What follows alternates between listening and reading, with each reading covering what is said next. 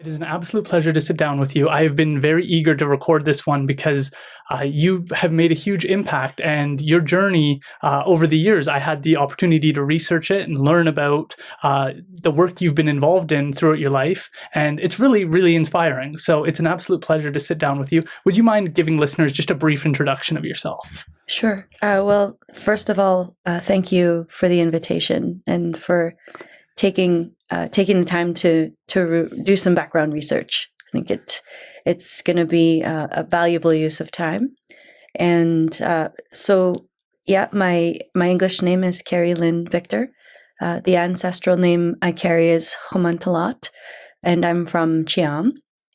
I also come from a settler family in Rosedale, settler families, the Monroe family there, and my brother and I, were raised in between Cheam, the community, and time in both Vancouver and Vancouver Island. So through all that travel and working as an adult, I made my way home to Cheam, and I've been there for the last 20 or so years. Right. And in some of my research, it said that you had to travel between Vancouver and Chilliwack a lot. And that kind of, I guess, helped you develop as a person. And I'm just interested to know what that traveling back and forth, how that impacted you. I think that there's, when our elders say there's kind of walking in two worlds, I believe that to a certain extent, and I also carry a bit of a different view. And so in spending time in the community and having our relatives always say, welcome home, this is your home. I feel like I had relatives who took the time to do that, and it imprinted on me.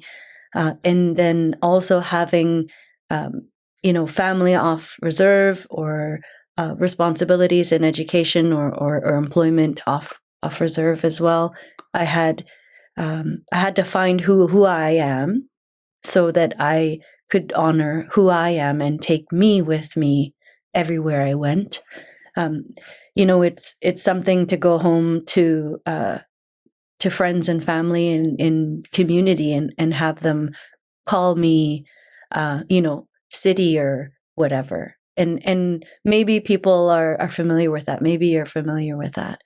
I know what it's like to be made fun of for speaking properly. And I also know what it's like to be made fun of for having a little bit of a res accent. I know what you just can't win. So I figured the only way to really step forward in a good way was to be true to me. Who's me, right? And so I had traveled back and forth working in Nooksack for about 4 years. And I spent a few years living in Vancouver back and forth. And then I did work on Vancouver Island as well and spent time traveling back and forth. And all that travel back and forth led me to understand where I should be. If I'm going to spend all my time and energy traveling home, I should just go home and stay. Right. And I knew I would grieve the excitement that family felt when I arrived. Because if I was gone for a month or 2 months, I could come home and there was this sense of excitement. And that's a real uplifting thing. But in moving home, I knew I wouldn't receive that anymore. I might give it to others when I see them after having not seen them for a long time, but it was time to grow into being home. Right. Mm-hmm. And you talked also about how you were more of an introvert and you chose to work at a casino that kind of pushed you outside of that element.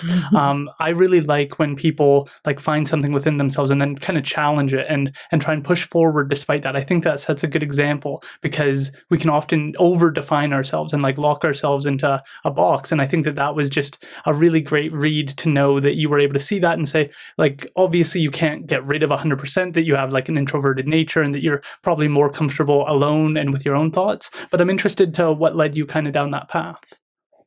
The path of coming out of a shell. Yeah. Well, there's a certain spectrum of customers who are seeking the values at the casino for different reasons. And it's just all kinds of reasons. Some people are seeking a satisfaction that's directly related to a winner's high. And some people are just looking to hang out. And I think I even met a few people here and there who were looking for friendship in the employed. Like I felt like some people would always come to my table as a dealer, and they would want to just talk about themselves or hear about me. And I had a real baby face, and I was like 18, so I wasn't even old enough to gamble there. And the people who would come would share everything from war stories to work-related woes, or why they couldn't pay for their groceries because they were always hanging out with me. And I really learned to listen. But in a setting where you're positioned in front of a whole bunch of money, and people who are there for one kind of they're there for that specific service, and I couldn't even turn 180 degrees in either direction, let alone touch my face without first showing cameras what was in my hands or what wasn't. Wow. I found myself in a bit of a state of discomfort initially, and then grew into where I could be comfortable. And I got all the questions that I could get, and I was verbally and mentally abused, and I was entertained, and I was entertaining, and I was bored a lot of the times. I was given a day shift, and nobody would even come to the table for 3 hours. So there was tons of time to reflect, but there was nowhere to go. And it over time turned into, how am I going to have a good time here? Right. How am I going to make more money here? And I would make more money by being friendly and courteous and entertaining, because when people are having a good time, even if they're not winning and they're having a good time, they're kind of throwing money at me, like, this one's for you, doll, or whatever. And that's part of, I think, an important part of that evolution out of a very enclosed shell. Right. And how did artwork kind of play into that? Because I think that likely be valuable, because you think of some of the work you're doing now where people are watching you. They're like walking past when you're working on a mural or something. So how did that evolution kind of take place into working on art and having that? I imagine you need confidence in order to make art and to push yourself in that way. For sure. Yeah. So going back a little bit before that time working in table games, I would travel a lot between living in Nanaimo as a child and coming here to Chilliwack. 2 hours, it was a ferry ride. I could bring my art supplies with me, and I did a type of art that's like stippling, pointillism, and the ferry was perfect for it, because if I relaxed my hand, the vibration of the boat would provide the motion for me, and all I had to do was kind of steer my pen and keep one arm on the table, and the boat would move my hand. And I would need 90 or 100 hours to complete a piece, because there were millions of dots, and people always were just helping themselves to either stand and watch or actually engage. And so from a young age, I made lots of acquaintances with people and they wanted to talk about art, and they would often think it wasn't mine, even though I was doing it. Wow. And I learned that I had to be able to speak to it before they would believe that it was even mine. Wow. And that carried on through. It wasn't just the stippling art. I did get into a bad car accident, and I couldn't do the stippling art anymore. And so moving into a different style of art, and eventually into murals, I would be painting a mural, and if I had a male assistant, whether it was like someone we'd hired or it was my brother, people would approach the male on the site before they would approach me, and they would ask them if they were the artist. And so again, confronted with this strange, preconception that people have about male artists being the leaders, I dove a little bit deeper into my own understanding of how to speak to what I was doing, how to evolve the practice. And a lot of that happens behind the scenes in, day to day, or in kind of sketching and dreaming and envisioning something. What can I do that's unique in a day and age when everything's been done? Right. And really, it's just been a process of kind of putting things together. Yeah. Things that already exist, putting them together, taking a look at them, and kind of studying how light affects different spaces and angles and things. Wow. And you mentioned that you got into an accident. Was that difficult to not be able to do the stippling anymore? Like, was that like a moment of like, oh no? Or was that like this is no big deal, I can just transfer over to a new thing? Like, what was that like? It wasn't easy. Okay. It wasn't easy at all. And I had to quit the job that I was doing as well, because the part of my body that was most affected was my wrists. Right. And I think I had kind of centered my my identity around my ability to create certain things and to do certain things. Right. I was young, and I thought, if this is what I'm doing, this is who I am. And so I could no longer deal blackjack or dice, and I couldn't do fine work anymore without really bad pain in the wrists. And I thought I was going to quit. I said that to a couple of people who are really close to me. I'm just going to quit. And it took somebody who was also an artist to say, you don't quit being an artist. You don't just shut it off. It's who you are. It's how you see the world. It's in you. And nice that you say that, but let's see what else happens. And I was sitting around a lot because I like to keep my hands busy. And at the time, I had nothing really to keep my hands busy. I was wearing these braces that just held them in place. And inside the brace was like a kind of a 1/4-inch gap. And because I was still seeing images were coming to me, I thought, how else can I create that? What else can I do? And I went to the paint store and I bought a paintbrush. And this is how I brushed my teeth. I put the toothbrush in that 1/4-inch gap between the glove and the brace. Wow. And I would just kind of hold one hand with the other hand and brush my teeth in this strange motion. And so I thought, why couldn't I just put a paintbrush in there? And so I jammed a paintbrush in there and just started painting. And I thought I would keep that up as long as I needed to. And eventually I could, I had some physio and some acupuncture and did some, meditation for healing, and began to overcome this wrist issue and kept the style.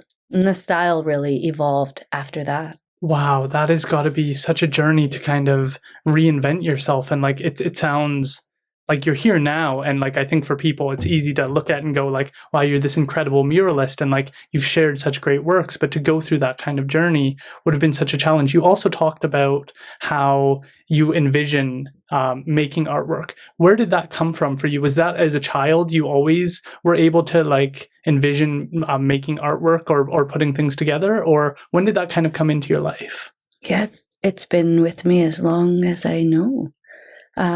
If you open up my childhood school memories folders, I was talking about wanting to be a painter at 4 and 5 years old. Wow. Because I was always painting, always drawing. And how they say you got to have your 10,000 hours. That's a thing. I spent those hours really, I think, cartooning and tracing. And even though cartooning and tracing are not seen as high art, what they did was they trained my lines. So I trained my lines on I like clean lines, I like smooth arcs, I like a nice circle, and on and on. And a lot of that came, I think, from what I was tracing as a child. So I spent a lot of time copying things in order to better achieve like what I was seeing kind of in my own mind. And I can't even begin to create some of the things I see. I see them and I'm just like, wow, where do you even begin? What are the materials? What is the style? Like, what is that? It moves, or, and I'm so limited with a 2D medium. Right. For the most part, I can't do everything I see. But the things that I do see that look like they can be done in a 2D medium, I'll puzzle over them for sometimes weeks and months to get a better grasp on how to make it real. Wow, I have heard a little bit about that. I heard about someone who's like a member of the Kwakwak First Nation, and from my understanding, he would have dreams, like full visions of like animals, and like he would have like mythological stories kind of in his mind. And so I'm interested to know more about how these visions come about. Or do they come when you're sleeping or during the daytime? When do they typically happen for you? I've looked for the pattern. I've looked for it. And the best way I can kind of describe the moment when they come is like in between the in breath and the out breath. They're that fast. Like I'm taking a breath, I pause, it's there, I'm breathing again, I can't see it, where did it go, what was it, and it's not like a sustained dream or vision, it's a fleeting thought. Right. And so I've had to really train myself to absorb as much as possible in a fleeting thought. Yeah. Like it's like an inspiration that just comes to you. Have you ever had one that came and then you missed out on it? And what was that like to kind of go, that's brilliant, and then it's gone? It's frustrating. Yeah. Yeah. And sometimes they come back. Sometimes they keep coming back, and they'll come back and back and back, and they'll evolve a little bit, and it gives me a better chance to absorb it. But sometimes they just go, and it's like, oh, I guess that was just for that moment, Where do you think that it comes from? Because I imagine that like it would be like a creator, or like that it comes from somewhere. Where do you think that it comes from? Because do you think that they're usually positive? Do you think that they're sometimes negative? Like, how do they feel? I remember having a conversation about this with some peers in theater school, and we'd sit down and talk about we'd pool our thoughts together, and we were talking about song catching one time, because there was a Cree fella and a Blackfoot fella and a couple of Stalo ladies and a Wet'suwet'en and a Beaver Cree, and we'd really sit around and we'd challenge ourselves to articulate what it was we were seeing or feeling, and our teacher would challenge us as well.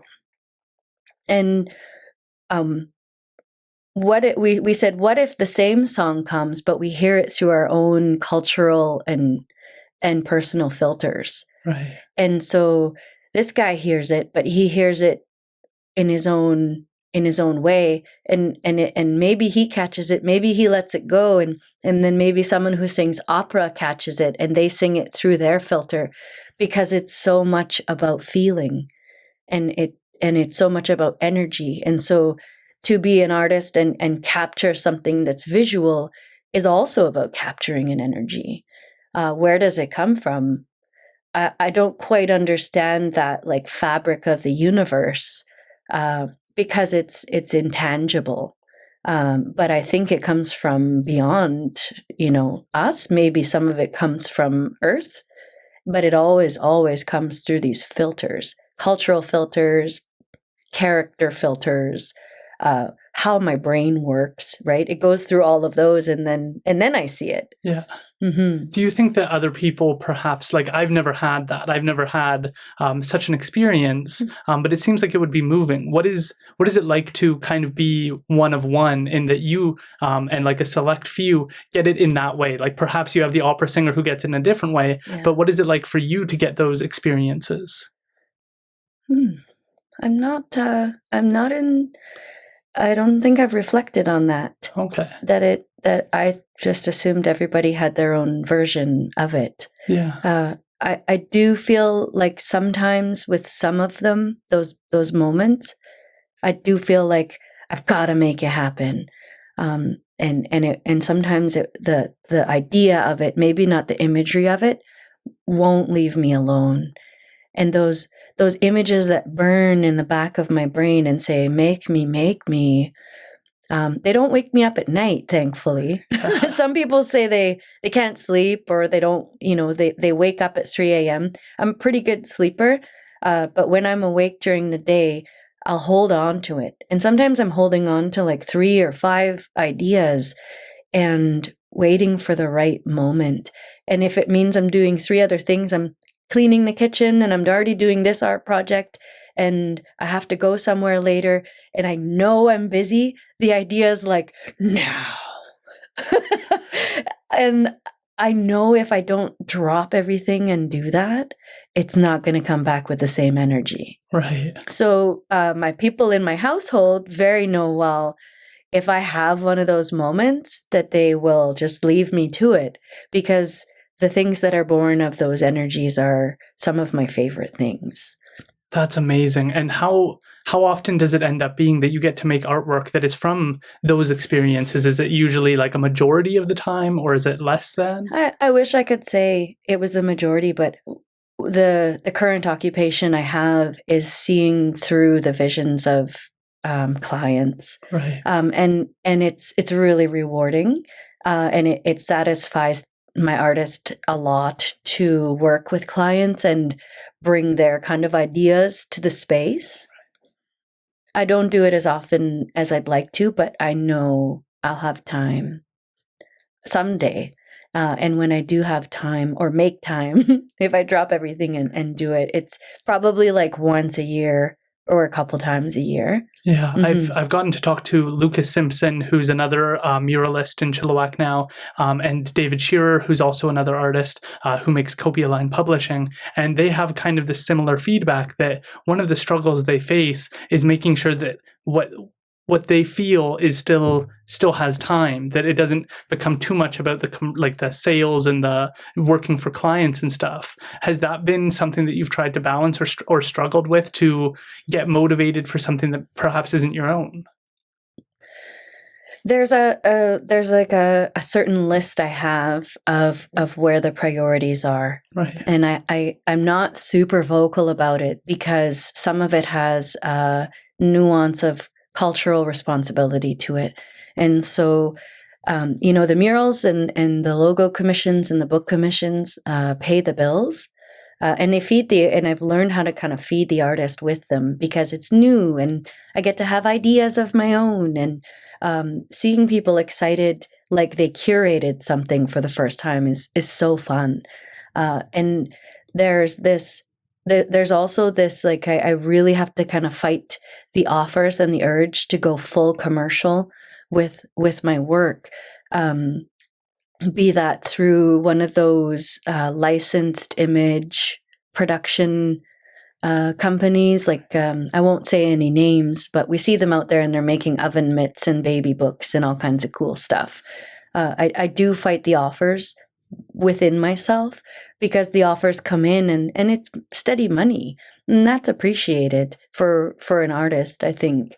But I don't want my intent to be to serve $1. And so right now intention is very important. And if somebody comes along and they need art for cultural reasons, whether they're having a memorial or they're having say something for ceremony and they want something specific on it, I think that's what the gift is for. As much as the gift provides to me, the gift is to give it away. And so there's never any money attached to art for ceremony or cultural needs. There's always this this understanding that it'll come back somehow. Sometimes it's directly from the person. Sometimes it's other things. I don't know exactly how that works. But the overall, the motivation to make the art can't be money. If I start to think that way, it almost just shuts off. The inspiration. Mm-hmm. Right. Mm-hmm. I find that really interesting because this podcast is called Bigger Than Me because it's about people who look beyond themselves and who understand their role in the community and who are able to try and be role models, set positive examples. And I think that it's really beautiful that you're able to see the importance of your art for the sake of the community. And it's one of the reasons I wanted to have you on, is because I think it's so important to give people access to our culture. That seems like something it's taken longer than I think many would have liked, because we've heard about the atrocities and people need to know about the horrible things that have gone on and the abhorrent legislation, but we also need to feed the culture and give them an understanding of what they almost destroyed, what Canadian society almost removed from our society, and that we would have been worse off as a consequence had they been successful. Everybody would have been worse off because we would have missed out on the beauty and the culture and the wisdom and the knowledge that exists within the artwork, within the language, within the stories. And I think that your ability to share that with people gives them that window into the beautiful nature of something that was almost lost, like trying to stomp out a flower and having that flower be able to survive and grow as a consequence. I think that's the example you've set. So I'm just interested to know what it's been like to be able to share your artwork with the community and kind of the response it's gotten, because it's been overwhelmingly positive from what I've seen. It's pretty positive. And you know what you're saying is really important. And I feel like I'm from a family who shares the value of that. Yes, we know what's been done. Yes, we know where we've come from. And we always say we because we understand we're not separate. And I think it's important for settler Canadians to understand as well that when a young person or middle-aged person or an elder is feeling affected by something that happened 100 or 200 years ago that didn't happen directly to them, that they're tied by blood and by memory and by collective history and by values and culture and traditions, and tied 1,000 times to these people who experienced it. And we have empathy, deep empathy. And so when I work with those values, I often think of where am I coming from if I was new to this understanding?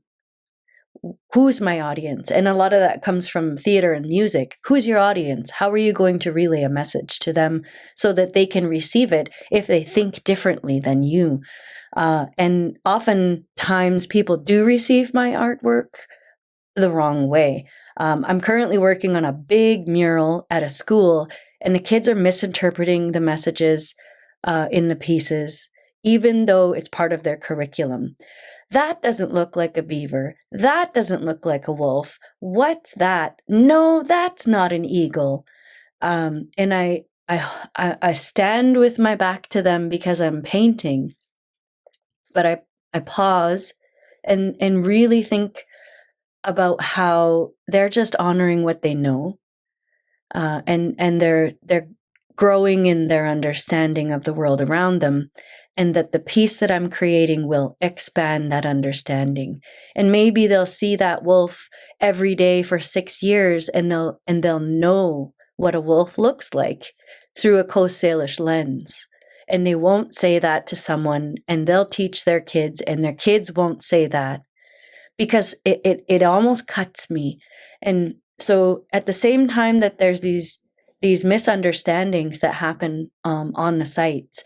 There's some really beautiful understandings that happen as well. One little guy came sprinting around the corner at a middle school, and I heard him running and stopped in his tracks, and he said to his friend, "Look, she's painting a Hulkamalum wolf." And I was like, oh my gosh. It's not a Hulkamalum wolf, but his reference to our culture and our world is through the language. How beautiful is that? Yeah. What a world we're living in here in Chilliwack, where our young people are looking at us through a first lens of language. That's so cool. I couldn't agree more, and that is a beautiful story. But what is it like to have your art misinterpreted? You said that it cuts. I can't imagine what that experience is like, because it is like you're sharing a part of yourself, and there is like a certain level of vulnerability to putting that out there.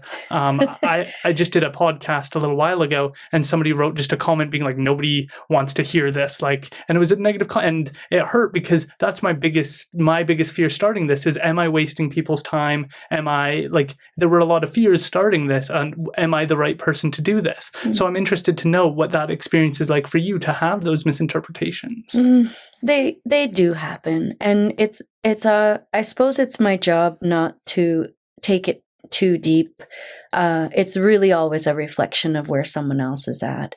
I have doubts. I have super vulnerable moments, and some of them come from the bulk of work that's coming my way. How am I deserving of this? And so where some artists are saying like, oh, I'm struggling, I have no opportunities. My struggle right now is how to say no. And so I'm trying to pull in other artists or other young people to help me achieve these, so that I can begin to share something. And they don't know me.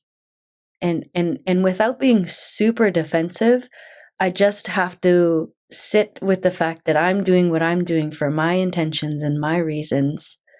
I'm honoring what I understand are the principles that have been passed forward of Coast Salish art, which is a language within itself.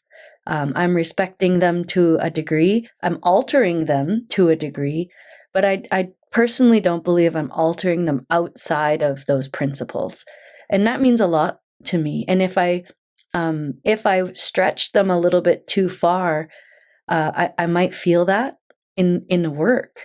But this understanding of why I'm doing what I'm doing and when I do it is the bigger thing. And it kind of overrides at the end of the day, right? We can zoom out and say, this is the benefits and this is the outcomes. And, this one time when I was able to turn around and give to this person or this organization, and it rippled out from there, those helped me through those moments. Right. Mm-hmm. I think that that's amazing, because I'm in law school right now, and one of the topics that I'm working on is Jonathan Burrows is one of the foremost leaders in Indigenous understandings of legal traditions, and trying to find a way to incorporate that into the Canadian legal system. And he's done great work, and I was just reading a piece by him where he was talking about how oral traditions don't necessarily get the respect they deserve, but like examples of you just saying that like you can feel whether or not you're within the principles, whether or not you're following them. And he talks about how Indigenous people often learn the rules and how to abide by natural law through teachings about how the insects interact with nature and how the trees interact. And when elders share that information, they're sharing legal principles. They're just not calling it legal principle training the way that our kind of approach to law is treated. And so your ability to kind of make that comment of, I can feel it, and I know these broader principles that I'm supposed to fall within, and I know, and I can feel whether or not I'm falling in with it, is like that example of how oral traditions are strong. They're just not written down. They're just not documented the same way, but that doesn't make them less valuable. Mm-hmm. And I think that I'd like to know more about how you kind of approach these principles, and where do they come from for you? Is this taught to you by elders, or is this something you just feel and that you know after seeing other artwork that you want to make sure that you respect that? Let me think. There's a few things here, and one of them is that there was a resurgence of Coast Salish design, and we really have those now elders to thank for the work that they've done. To pick up a design style that wasn't viewed as in the same class, let's say, as other North Coast styles, but to be true to it anyway. Like my hands are up to those elders, because right now we're in a different time, and people do have a bit of understanding and value for Coast Salish design that they didn't have in the 70s and the 80s, maybe even the 90s. So I'm really grateful for that work. It's a lot like being grateful, I think, to the elders who stepped out of the closet and helped us be where we are today in our collective welcoming and understanding of people on the spectrum. So on the gay spectrum. So back to the art. When I began, I knew I was doing it wrong, because one of my elders told me I was doing it wrong. And she referenced a couple of artists who were following the principles and said, really look at what they're doing. It was at one point an idea of mine to seek out funding and then to go see Susan Point. But she didn't answer any of my well-written emails. I still adore her. And have met her since, and we've had some laughs about it. But the thing is, so much of it was self-directed, and I began to see what in nature the art, the design itself was reflecting, because the language comes from place, and because we're Hualmoch, we come from place, and because the designs come from this place, I really felt like if I spent enough time outside and I looked around and I observed the life around us, I would begin to see what was happening in this. And somebody said, one of the elders in a Cheam community said, nobody was making art. Traditionally, historically, nobody had the time. We were surviving, and the designs themselves serve a purpose. And at the time, the designs were from the people who they were meaningful to, on the things they needed them to be on. There's probably a fancy way to say that. No, that was well said. But what I mean is that a design served a spiritual purpose. And so to honor that, I don't just put designs on cups. I don't just make T-shirts, I'm a plain T-shirt kind of a person. But part of that comes from my understanding of the value of this work. And so if I make a piece and I release it out into the world somehow, I'm automatically obligated in my own heart and mind to feel like it's got to mean something based on not what I'm dreaming it up to be, because I feel like that happens a lot now. Someone paints a bear and then says, a bear means family, or paints a bear and says, this is directly related to, the depletion of the bear population due to conservation officers shooting them because they're eating garbage bins or whatever. And all that stuff is really important. But what I think is also very important is continuance. We got to bring forward, even if it's difficult, bring it forward, carry it with us, share it. What does a bear mean? Somebody might say, what does that bear mean to you while I'm painting it? And I'll say, what does it mean to you? Because I'm not always in a position to share what it means to me, because I come from a bear family, and that means a lot of things. And it's a very personal, and it's very intimate, and it's for our family to know. And so bears will mean something different to anybody. And so that's why I ask, what does this mean to you?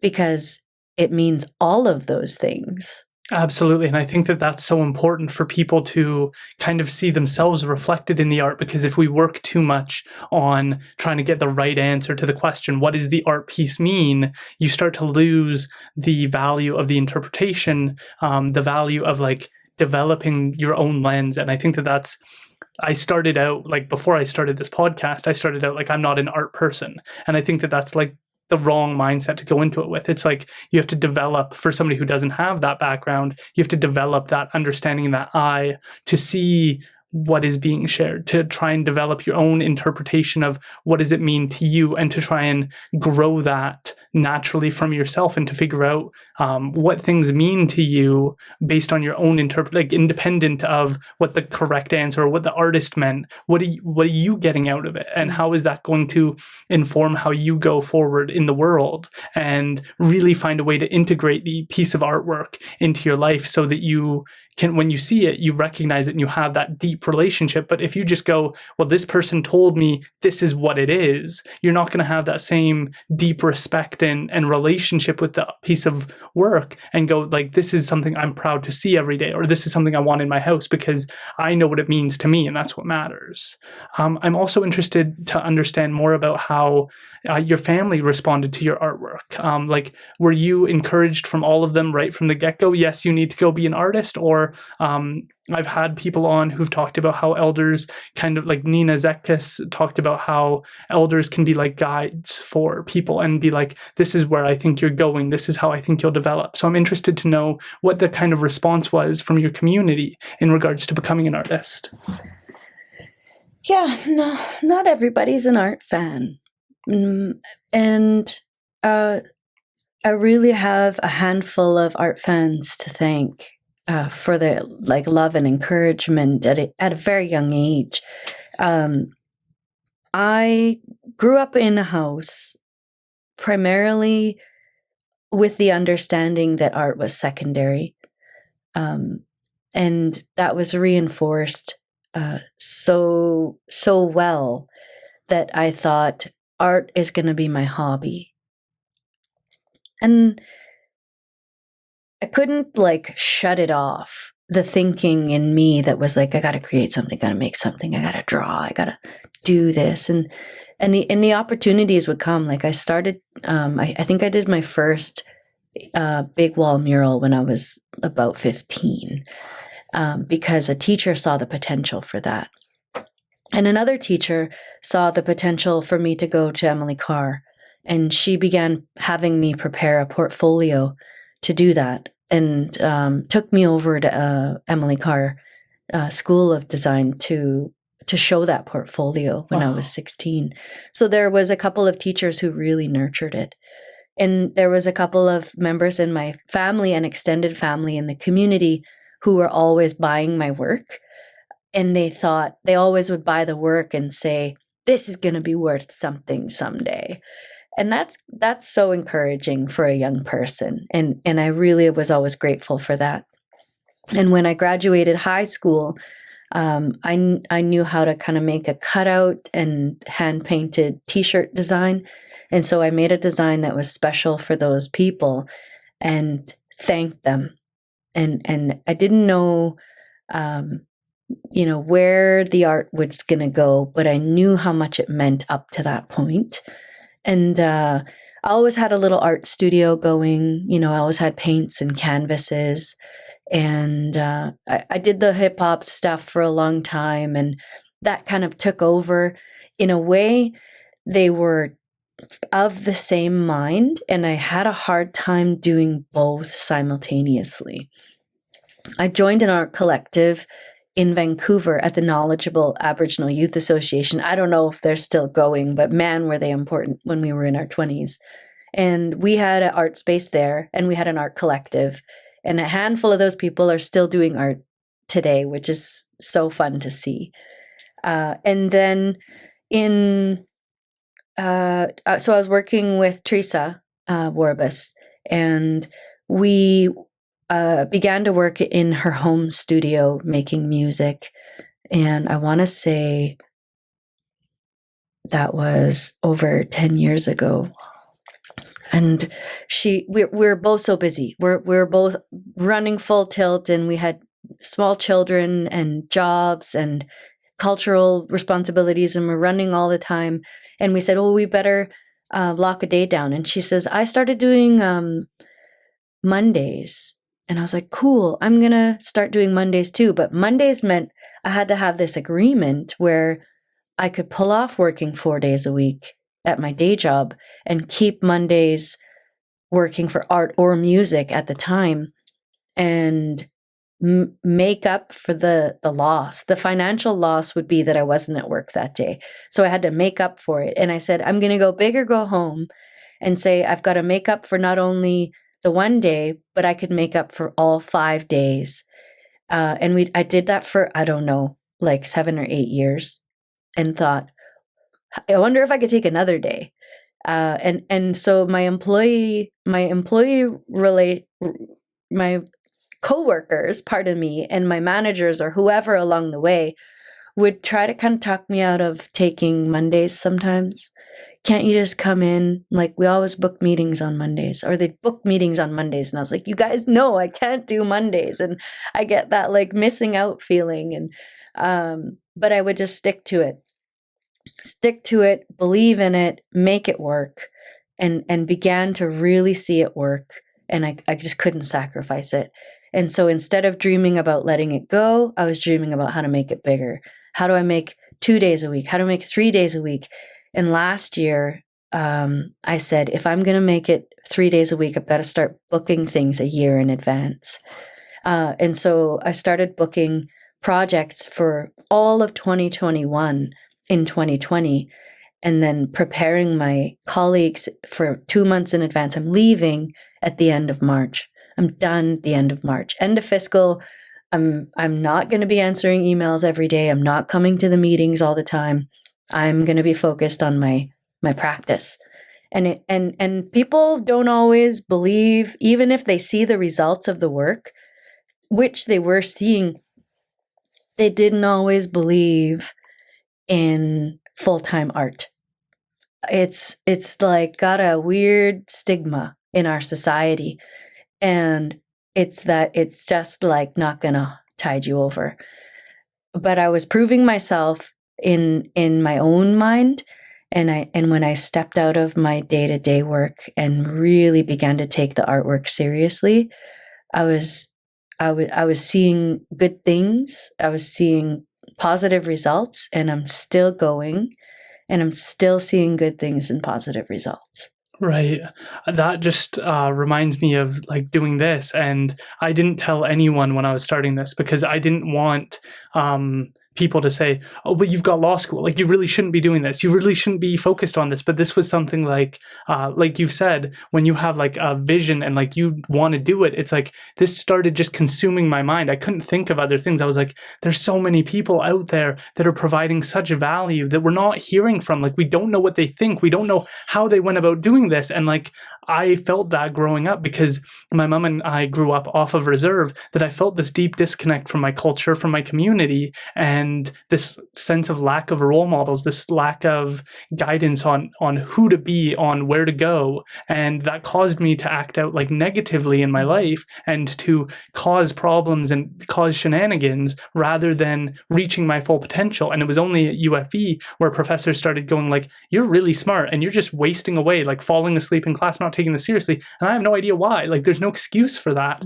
And that sense of responsibility helped me grow. And this was just like an eager, I can't not do this? Like, these conversations are the highlight of my week because I learn so much, and I feel like this greater understanding of how people move forward in the best direction. And I think that, like, that story of overcoming that and having people kind of say, like, how are you going to make art a full-time thing? I'm interested to know how you handled that, because, like, I don't think people realize that when you're going out and doing your own thing, that you have those people like nagging in the back of your head, taking away your confidence in those important moments. And so I'm just interested to know how you've kind of handled that.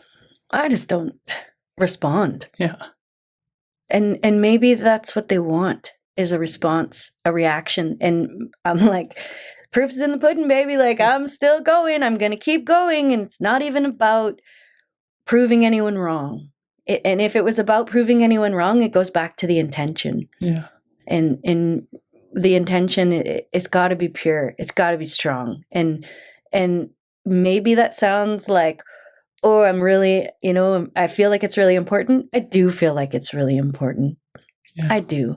And when I sit down exhausted at the end of the day and I finally put my feet up and have a snack and watch Netflix, I feel like I've earned it. Yeah. And I have to actively remember to rest. I am like a terrible never rest person. So I have to talk myself into resting and really just put it all down. And there's naggers for that too. Like, oh, you're just going to sit around? Yeah, I'm going to sit around. I've been busy for like 12 hours. Yeah. But the naggers are always there, and I don't know what they want, but I don't really give them enough space in my head these days. I think I used to give them more, right. and it took time and energy to start to shut them out. Absolutely. And that's really good to hear. How has the response been more recently? Because obviously you're booked up now, and you're just killing it, in my opinion. Mm-hmm. What has the response been like from elders and community leaders? Because I imagine that they view this as something that's pretty important for the protection and the sacred nature of our culture, to kind of preserve and protect that. And so I'm just interested to know what their response is. I don't really get a response, and maybe it doesn't come up. And I'm not asking. But if it comes up, if somebody wants to share that, I would entertain it. I'd listen to it. I think I would. There's so many other things going on that it doesn't really, especially with family, my work doesn't come up. And sometimes I'm grateful for that. Right. Because I can just be Carrielynn in the house doing the things and not have to talk about work. Fair enough. Mm-hmm. I'm also interested to learn about how hip-hop impacted your life, because for me personally, that was really how I kind of coped growing up, living in downtown, food unstable household, just kind of struggling in poverty. Those songs really spoke to me, and I think they speak to a lot of Indigenous communities, because I think there's a lot of parallels between what like the Black community has faced and what Indigenous communities face, and that story of resilience and overcoming things and facing adversity and feeling like we're down and out and that we don't have that same respect. Like, I just feel like there's a lot of parallels, and listening to individuals like Sean Anderson, I kind of modeled the photos after him, Big Sean, Eminem, these types of people, like they kind of talk about being the underdog in those experiences. So I'm interested to know how hip hop kind of entered your life and influenced you, and how that kind of whole chapter of your life transpired. Oh, I haven't done a ton of reflecting on hip hop since I kind of put it down. Yeah. And it had a really fun start, and it was always challenging and fun at the same time. So gang mentality moved into Cheam community in the early 90s. And it was so cool. Everything from the way you talked to the way you dressed and how you related to one another, and what we were listening to. It was all a lifestyle at that time. And because I was in and out of the community, it was almost like I wasn't quite in. I would never get all the way in. And there were my cousins and them were like jumping each other into this gang life, and I thought, I don't really want that. I don't really want all of it. But I thought it was so fun at the time, and that they were all so real, to move the way they did together and hang together and stay strong together. There was an appeal. And me and my adult brain are like, what are you thinking? But when I was a kid, I was like, there's a togetherness here and there's a solidarity here. And what we were faced with at the time with the leadership we had and the fishing rights being disputed by our people was we had an opportunity to put that togetherness and that gang mentality into action for a good thing. And so at the same time in the early mid-90s, our community was blockading the railway, blocking the highway, hiding out in trees, scoping DFO and fishing. And I jumped on the boat and I learned how to fish with some really memorable folk who are no longer with us. And I honor them by continuing to fish. But this downtime that we had kind of turned into listening to beats and freestyling together. And I thought, I can vibe with that. I can write poems. So I can kind of find the flow and the creativity and the rhyme patterns and stuff. And the guys weren't like, oh, it's only for guys, like they were open to the girls rapping. And so we did. Some of us did. And even though it wasn't like about the same positive stuff and like the frame of thought that say Rapture Rising had, that was the beginning. And so here we were tucked away in a room somewhere with like a double cassette deck, and we'd tape the tops of the cassettes and record over top of whatever was on them. And we just listened to them and encourage each other and like vibe out, and time would disappear. Time would just go away because we were making music. And when we would only have one tape with that one song, and you had to go all the way through it to hear that one song. Those moments are really meaningful. We couldn't just queue up our favorite song and listen to it anytime it came on. We had to really work for it. And eventually I was at parties in Nanaimo, like after kind of 16, without my family and friends from here. And without that gang mentality, and I had to stand alone, and I really just wanted to rap all the time. I had the little bit of equipment at home, or I was always like writing stuff down, and I'd face a bad day, and I'd just write in my rhyme book and stuff. And I'd go to parties or hang out at school and just start rapping, and it was always an event. For a girl to start rapping and for it to be half decent, people were like, they were invested. And I didn't really take it too seriously. I did a few shows here and there. And then when I moved into Vancouver, I did an open mic with some music peeps. And the music peeps in Vancouver at that time, like early 2000s, weren't all about hip hop. It was all the music people together. And if there was an open mic, there's someone playing the guitar, singing a song. There's someone rapping over beats. There's someone playing a flute. Like we were all together. And that was so cool. Joe's Cafe on Commercial Drive was like the spot. And then Chief Dan George Center, which is now the Bill Reid Gallery, had open mic night as well. And so it was just like one of the guys who had some DJ skills playing the beats, and like if you got up and you had your own or you use one of his, you could, no shame, hold up your rhymes and like read them out, and everybody was in it together. And it evolved from there. The music scene was so happening in Vancouver that at the height of the time Teresa and I were working on Rapture Rising, we were either writing, recording, or performing almost all week. And sometimes we were doing 2 shows a day, Wow. like running from one show to the next.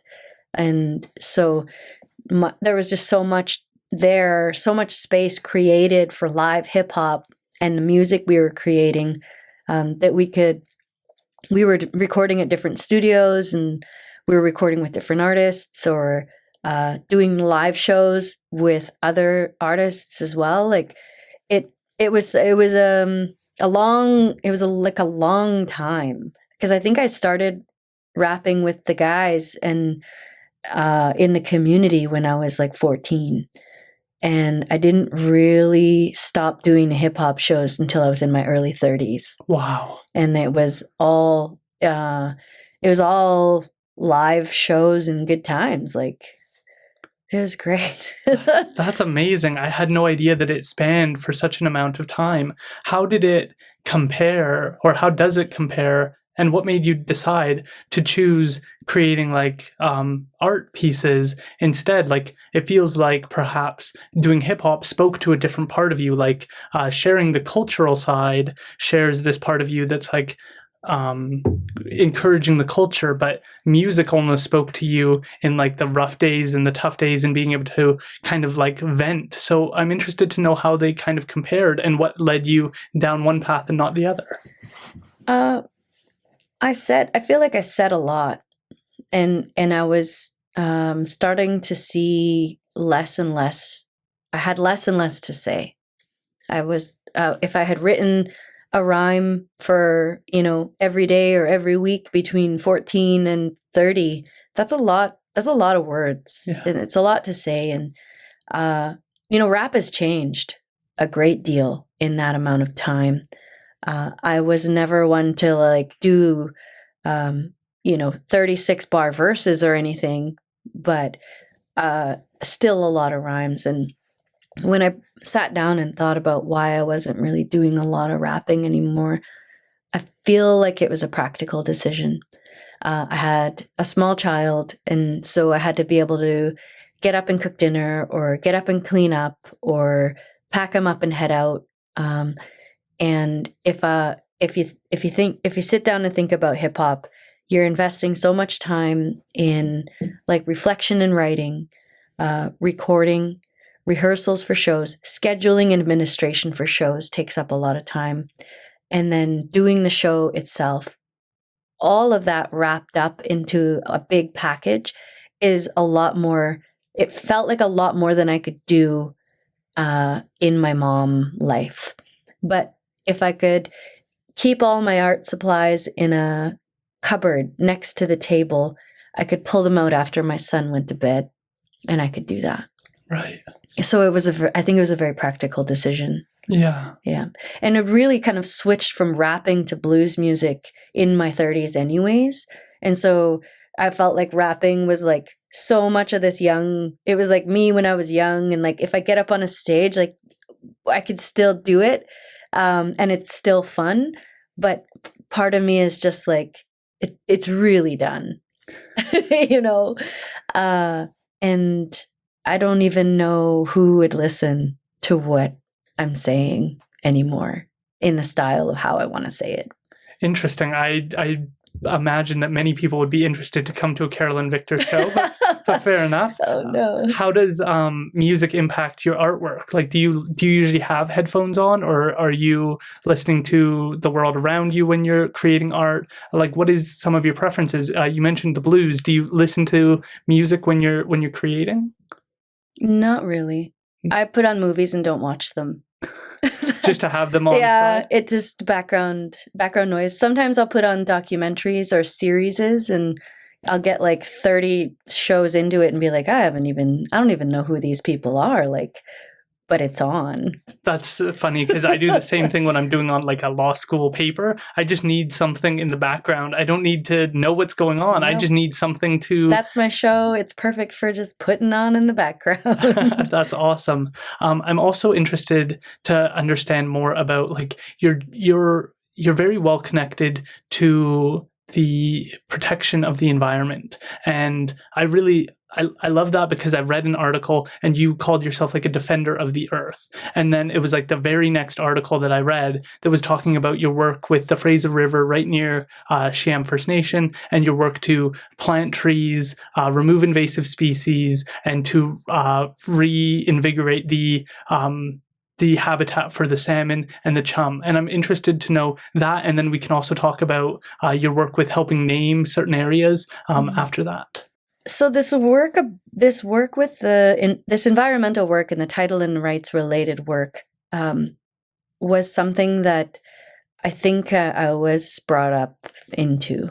And so having my mom's husband at the time, he was in law school and Indigenous studies, and so he was talking about it. I was, listening. My grandma was chief for a while and counselor, and so there was these conversations happening around me. Whether I was in the car while they were having them, or I had to kind of tag along to a meeting or something. So I was overhearing things, and they're so distant that I don't remember what they are. But when I hear them again, I feel like I've known those words for a long time.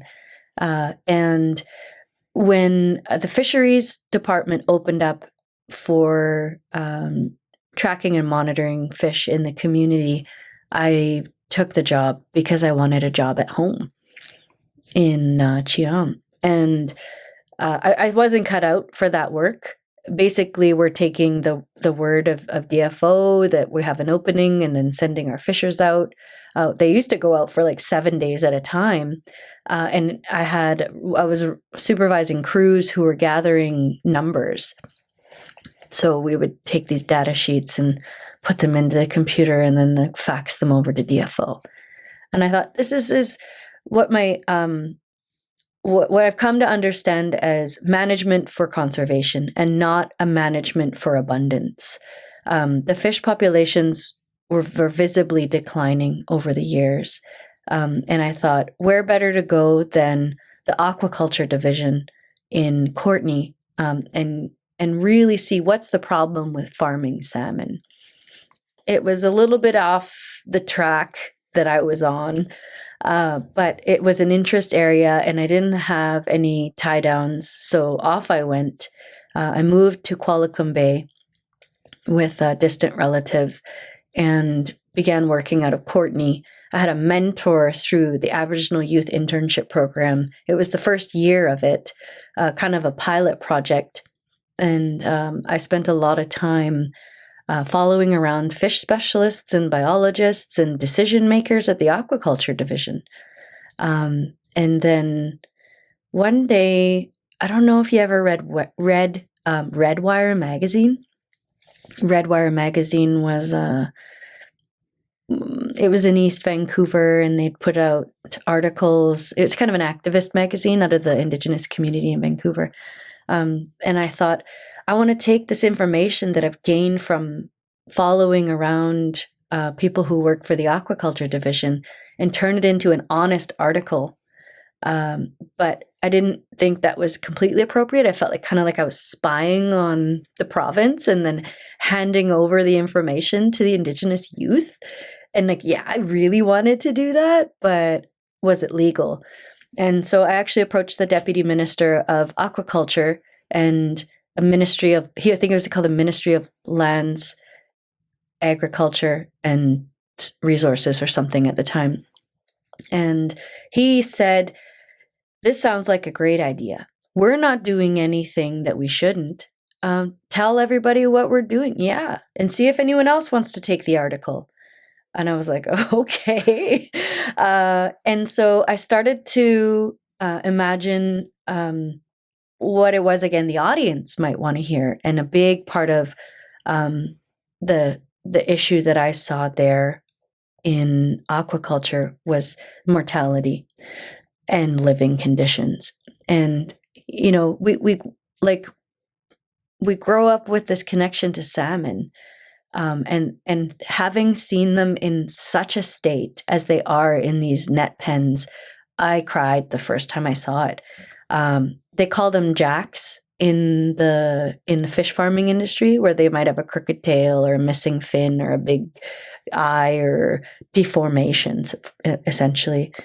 And they swim headfirst into the net and bonk into the net, and they swim backwards, and then they swim headfirst into the net, and they bonk, and then they swim backwards, and they do it over and over and over again. And I was like, these fish are falling apart. They're absolutely depressed, if that's possible. A lot of them, maybe like 400,000 of them, schooling, just waiting to be fed. But part of the issue is that there is this catchment system for the dead ones at the bottom. And I'm not saying all farms do this, but I witnessed farms that collected the mortalities, dried them on a belt, mixed them in with food, and fed them back to the fish in the pens. And I was like, okay, the problem here isn't that we're eating these fish. The problem is that these fish are living in these conditions along with all the environmental issues that ripple out with the sea lice. And so I started to think about sea lice. And this article really described what I'd seen and the immense volumes of sea lice present in these farms, which were totally allowable. And then the fact that these fish were being just injected with medicines to prevent them from becoming too sick for the market. That was the line. How they look terrible, we'll just, fillet them up and put them in a package. So there was a bit of work for the province, and I began to see where I fit. And in that internship program, they would ask you to look, where do you want to be when you're done? Because it was partly funded for in the province mentorship, and then the last 3 months of that internship are in community. And they said, where do you want to go? And what do you want to do? And I was like, I want to take what I've learned here and apply it at home. That's what I want to do. And who says no to a paid intern? So I found a mentor in the community at the S'olh Tribal Council, and I packed up all the tools I had gained at the province with an understanding of how to apply those tools in the tribal organization. But when I got there, our elder, Kat Penyer, said, "Oh, we don't respond to referrals. We're not treaty, and we're not looking for a treaty here. So what are you gonna do?" And I decided to take the interest I have to gain an understanding, put it into essentially words for non-technical folk, and start to bring presentations into the communities. So I did that for a long time. And they gave me the title of community-based researcher. And eventually there was 5 of us, and we were all working together to develop presentations on relevant applications on the territory, sum them up into nice presentations, and deliver them to communities. We'd offer a meal, we'd offer a presentation, maybe a few door prizes, and that was the way we were doing business. And again, seeing a gap, what was missing was that we didn't have a way to manage the applications for developments on a territory. And I thought, we need strongly written letters, not just lawyers, but people in the community who understand our legal obligations and can write those letters. So I started offering to write those letters that go back to the province, because the province will send hundreds of referrals. And when they don't receive a response, they simply say this band has been consulted.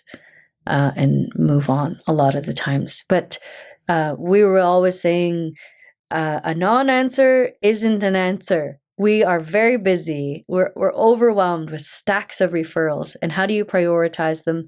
Luckily, one of the ladies who is working at the Research and Resource Management Center here in town developed a system in coordination with others that's now known as the S'olh web portal. And so there's mapping, there's cultural sites, and there's applications and referrals all in one place. There's priorities. You can chat on the side. All your documents are there. All your contacts are there. It renews itself at 3 a.m. every day, and you get to see what else is coming in. So for a long time, it was my job to be liaison for communities so that they knew what the applications were. I'd gather their questions and their interests, and we'd move over to begin to try to answer those questions internally so that we could have informed decisions being made.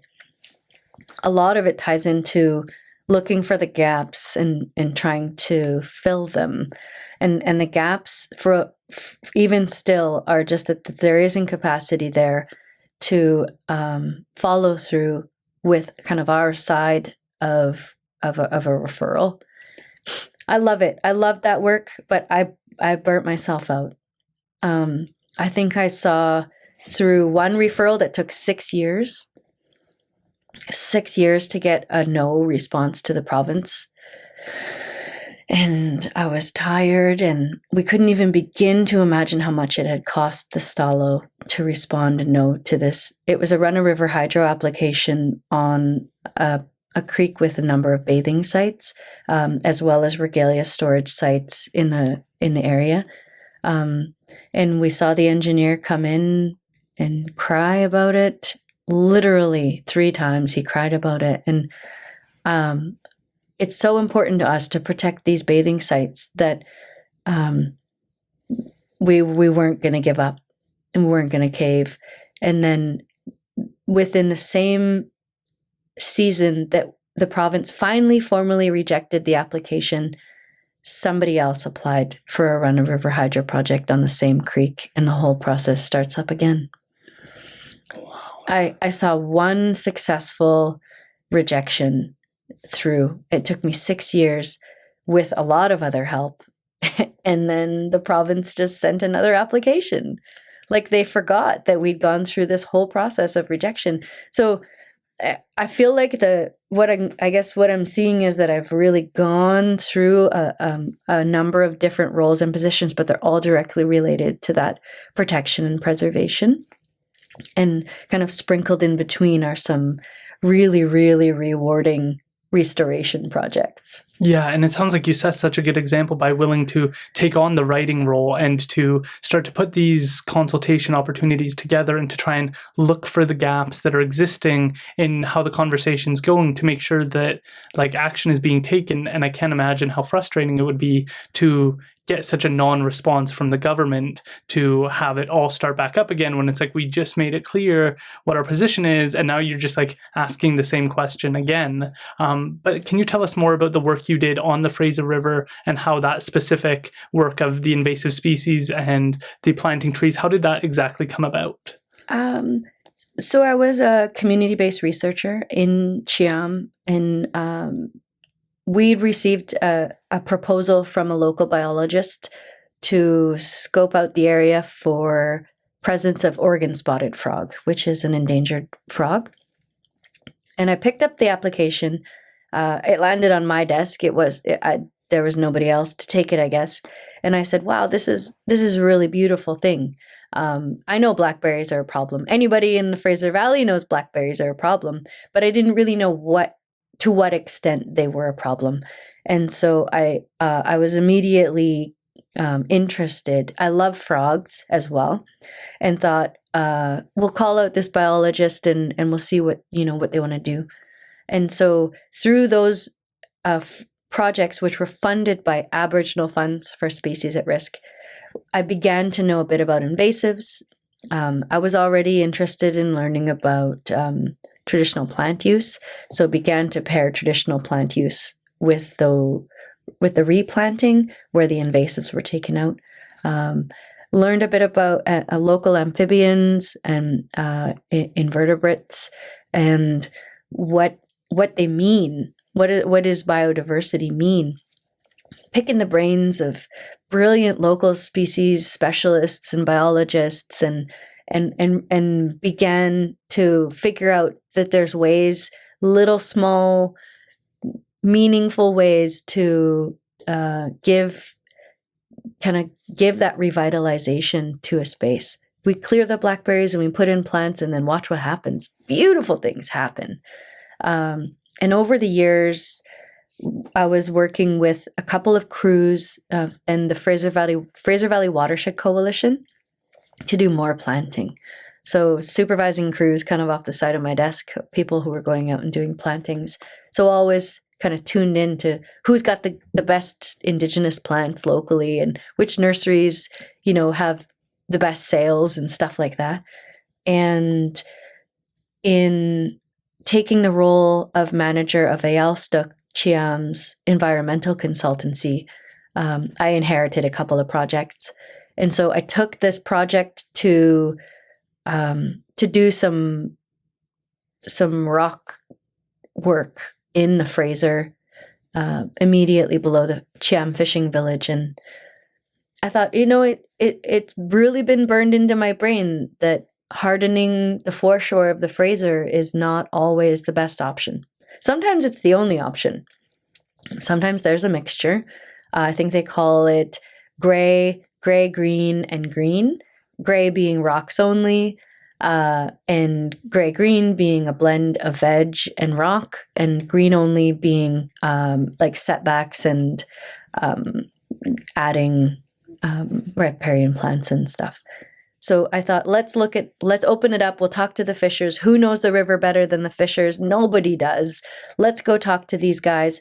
And I talked to a couple of fishers, and the consistent messaging was that we didn't just need another new rock thumb sticking out into the water, that we needed to restore this side channel.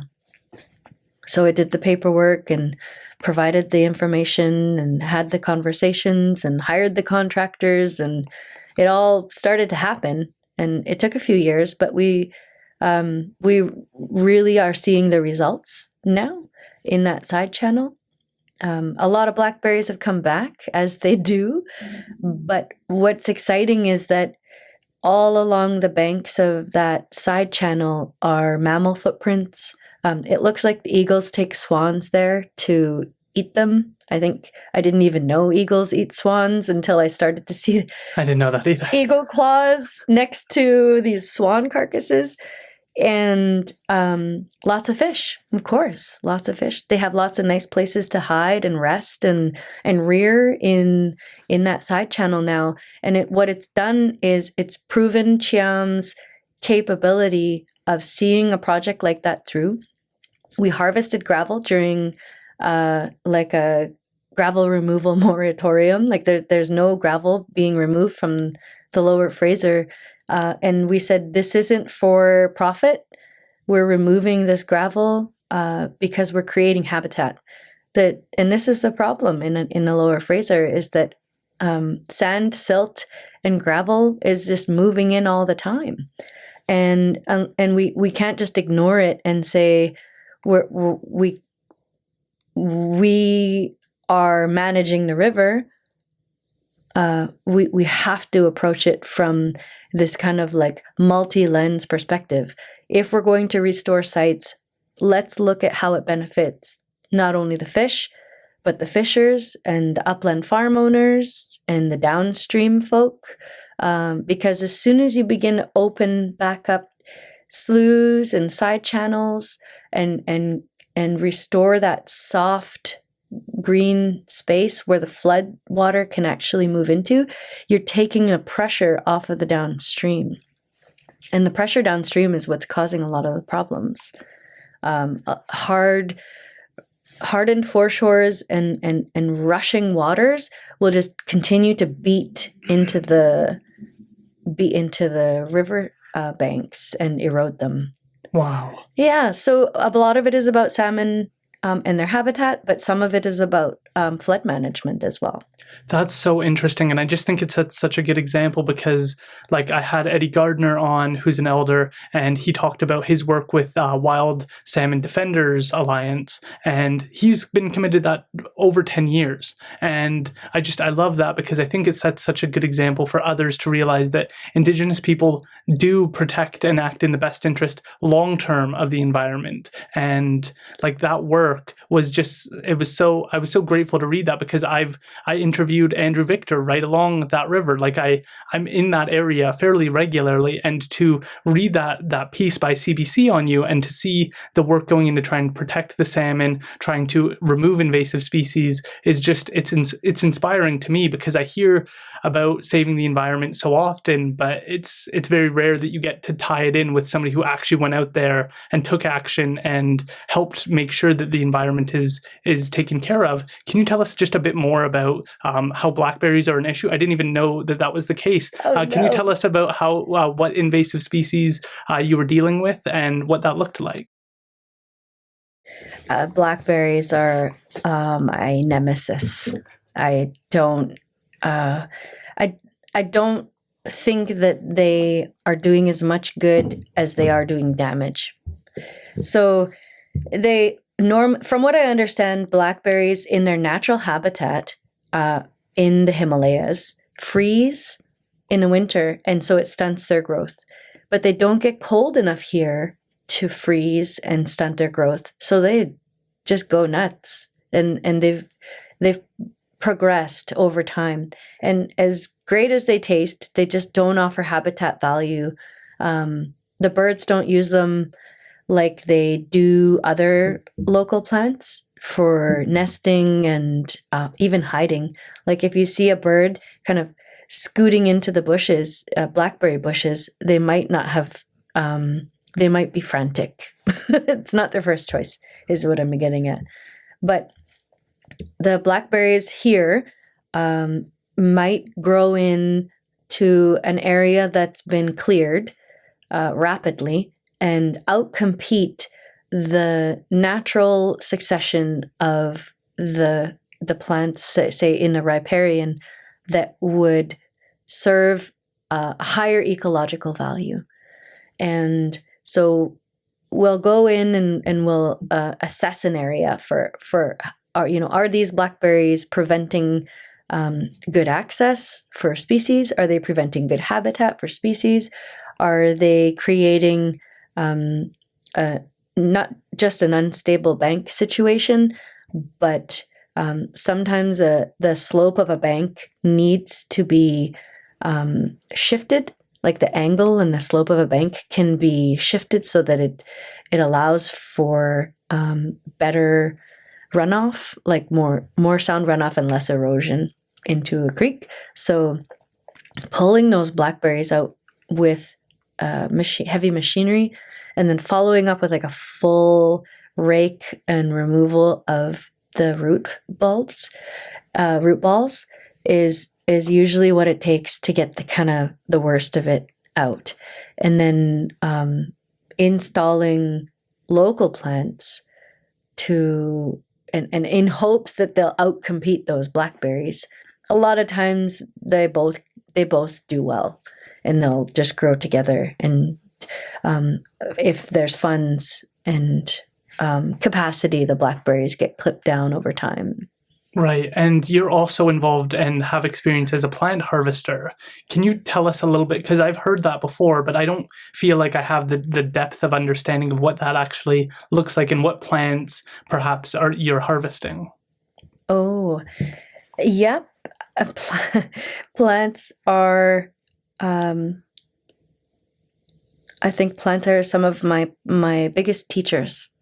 And in the last number of years, probably since my son was born, I've begun thinking about traditional foods beyond meat and fish. And what does that look like? Traditional medicines beyond just like kind of the Chinese traditional medicines. What's in our backyard? What's in our front yard? How we can live in the season.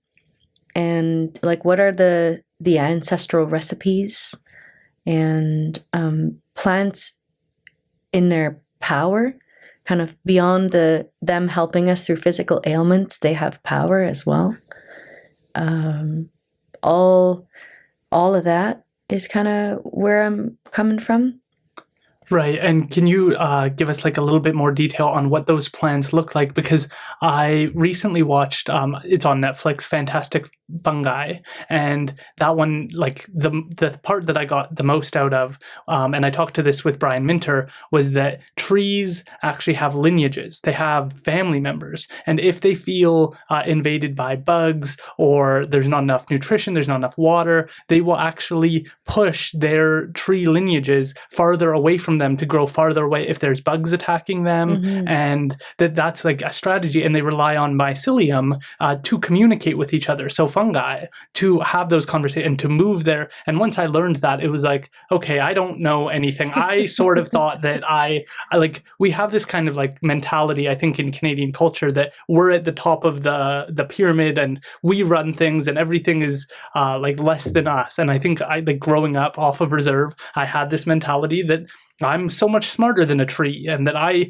have this like life experience, and that I'm better suited to make decisions. And once I learned that trees communicate, it was like, okay, like we have to throw away all my understandings of like what I think the world is. And I think that it's very institutionalized to think, when you said like plants or your teachers, it's like for the person in like academia, that's nonsense. The book is where you get all your knowledge from. And I think that that's an error. I think that we too often go to the books and think that we're being more informed. And as I said earlier, John Burroughs is trying to show that like there is knowledge within these plants, there's knowledge within life around us, there's principles we can gain from that. And so as a plant harvester, I'm interested to know what you've learned through these experiences, and like what you get out of those experiences. I started writing them down and have a bit of a book going about what plants teach me. Rooted people teach me. That's how the statement begins. And like, I don't have a perfect example to bring you right now, but there's a sense of knowing your purpose and living purposefully, and sharing the gift that pairs with that purpose. I was listening to some elders one time, and they said, our people didn't ever have a word for being used. Our people didn't say, "You're using me," a long time ago. If you had something to offer somebody, you helped them, and you lived in a way, in a reciprocal way, where you wouldn't just go around using people. So I take that in. I like that. I like that worldview, that people are not for using, but that gifts are for others. And different times I've seen plants as after I've harvested them as a medicine for someone. I've seen them work with that person so gently and so true that the Western medicine and the frustrations associated with the medicines not working have just kind of created a block to finding wellness. And the plants have a way of wiggling their way into our hearts and our beings, and breaking down the defense that says, "I'm never going to be well. Nothing's working." I hear people say that. All I'm getting are side effects from these medicines. And so when I start to work with someone in the plants, I always say, they're very intelligent, and you might think you want to help. You want these plants to help you through your physical symptoms, but they're going to work through more than that. And they're going to help you. They might show you something, and they might dig deep. And so sometimes people let them, and they have this profound plant medicine experience. And I celebrate every time, because I know it's possible. That and so much more, because they speak to us through our own understanding. I think plants can do that. But sometimes people have very, very doubtful minds, and they're coming to plant medicines as a last resort, and the plants will work anyway. And I celebrate again. And I guess the third scenario is that somebody's like, oh, I guess I'll try this plant medicine now. Nothing else is working. And oh, the plant medicine doesn't even work, and it doesn't. So there's these scenarios, and I'm always looking at what's the state of this plant. And I had one teacher who referred to the doctrine law of signatures, and that's that the physical nature of a plant can indicate the body system it's useful for. And beyond that, their behaviors and the way that they interact with other plants in the space, the way they defend themselves or not, and the way they interact with our bodies can teach us about ourselves if we're willing to look at them that way. Right. And it's a type of intelligence to read the land and to read the plants and to see the spirit of something. And the plant is never looking at someone like, you've got this smoking history, and you've really been kind of fighting yourself about how you feel about a certain scenario, and maybe you're judgmental sometimes, and like the plants just don't do that. They're like, here's the sickness, here's my ability, let's work with you. And our medicine is pure when it comes from the plants. It's pure. And it's not to say there isn't dangers and side effects. There is. We need to know that there's contraindications, and we need to know that we have to meet them with our faith. And we need to be consistent with them. We can't just take something once and get better. And that different people have different relationships with different plants. So my favorite example is that I met a woman who said that her mother-in-law works with a rattlesnake plantain because it's lucky and it's really strong medicine, and she never sees it. And I was like, we have it all over the place. Like if you go up into Chilliwack Valley, or you go into Skagit Valley, or you head up anywhere where it's a little higher and drier, they're everywhere. What are my lucky plants, And so when I started with like 100 different plants. And the teacher who I was working with understood those plants a very specific way. And I worked with a couple of other people, and different people have different understandings about how powerful things are, what they pair with, who should take them, when you should take them. And really a lot of it comes down to what I like to refer to as a spiritual chemistry. And so if I believe in a plant and its ability to work in a very specific way, and I make a medicine with it, and I give it to someone, and I say, this plant works this way, it has a better chance of working that way than if I just kind of go and read a book and it says, this plant works for Native communities across the coast as this. Like, yeah, but how many people are using it for something else? So went from a list of 100 down to about 15, 16 plants that I like to use. Devil's Club buds are at the top of my list. Devil's Club has a really valuable bark and root, but I love the buds. So that's from the ginseng family. Wow. And is very abundant here. We're super blessed with it. So I put it in mostly everything. I take it every day. Right. And this this is a flower that's primarily used as a spiritual protection. So this is cliff paintbrush. It's also endangered locally, so I don't generally pick it. And stinging nettle is one of my favorites as well, because it's food, it's medicine, it's fiber for tools, and it's so generous. What made you choose to get them put on to your body? Like, what called you to do that?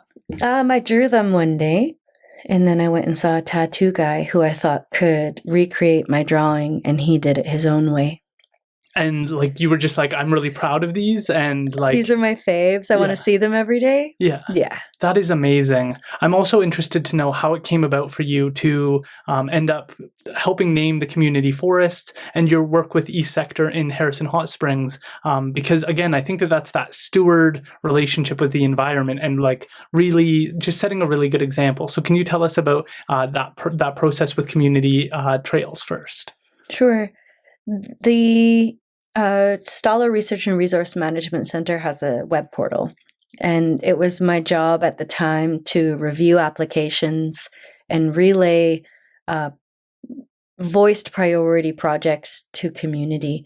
And trails don't land very high on a priority list, but an elder said to me one time that an elder from Cheam said, if you have a pristine wilderness or second growth wilderness, if you have a natural space and you begin to open it by putting a footpath in, sometimes that footpath has a parking lot and then people gather there, and then sometimes that footpath turns into a wider footpath, and then you have motorized use, and then you have people wanting to live there, and then you have a whole town there, or you have mixed use. You have very, very disturbing recreational behaviors that aren't mixing well with cultural and traditional use, which never used to have a trail at all. It was kind of a footprint, an invisible footprint into the space, just due to the nature of whatever ceremony was taking place there. So I took that with me, and I said to my manager at the Research and Resource Management Center that I wanted to ensure that the trails were receiving the response they needed. I wasn't getting any help from elected leadership in the communities, but I said I knew that the area itself was rich with history already, and could I be the voice at that table?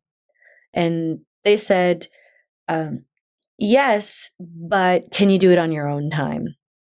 And I was like, oh, this is kind of funny, a funny mix between like work obligations and me not wanting to not do it. And so I'm suddenly doing it on my own time. And then I found myself sitting with the Chilliwack Parks and Trails Society. And then I found myself sitting at the regional Parks and Trails table at the regional district. And then I found myself with an invitation from the mayor to sit at the mayor's Parks and Trails table, and was volunteering at all of them. And I know that we have this strike while the iron's hot moment here, where we can really begin to reintroduce place names or look for new ones. And so when they were naming these trails, the guy, Mark Gredanis, maybe you've heard of Mark, he sent me a map of where the proposed trail was, and one of them looked like a baby owl. Wow. And I thought, well, let's bring out some of our understanding about threatened and endangered owls in the area, because there's endangered spotted owls in the area. And it's really great that there's this kind of low impact recreation happening here, because we want to protect those owls. And so I looked into a name that could reflect something the baby owls do. And so when baby birds leave the nest for the first time, it's called Tzolk'thet or Chalkthet. And when I pitched that to Mark, he said, oh, that's what downhill mountain bikers do. Let's go for it. Downhill mountain bikers kind of kick off at the top of the trail, and it's this like reckless abandon moment where you're just going for it. And I was like, that's really cool how we're able to relate Chalkthet between like birds, baby birds, people, and mountain bikers. And then the second one was Peat Hill, because we have kind of local stories about Peat Hill and where they fit into family stories, and they were finding these salamanders on the trail while they were building it. So we named one for what we found in place, and we named one for what they were doing there. Spotlum was just named Spotnum because you go like smoke when you're coming down the trail. And when it came to Loch Quam, we had to fight a little bit. So the previous mayor was not up for it. She wanted to call the park Hack Brown Park, and anybody at the trails table was like, no one wants to call it Hack Brown Park. Where's the appeal? And well, there's some local settler values attached to something to do with Hack Brown. I don't know what they are. I suppose I should have educated myself on that at the time. But I was more interested in pursuing the use of Loch Quam because our elders all have said that whole mountain, that whole lower mountain has always been mossy. It receives very little sunlight. And there's something really special about the plants that grow there, and how you have this unique ecosystem and who relies on it. And let's keep that understanding. And when the new mayor came in, it was so exciting to hear that he was like, yep, we're going with Loch Quam, out with Hack Brown. Nobody wants Hack Brown. Let's do it. And I was like, I like this. This is what we needed. And so we began rewording the signage, I suppose. Thankfully, the city's invested in this type of work. And we can show that, yes, people can learn Halkomelem words.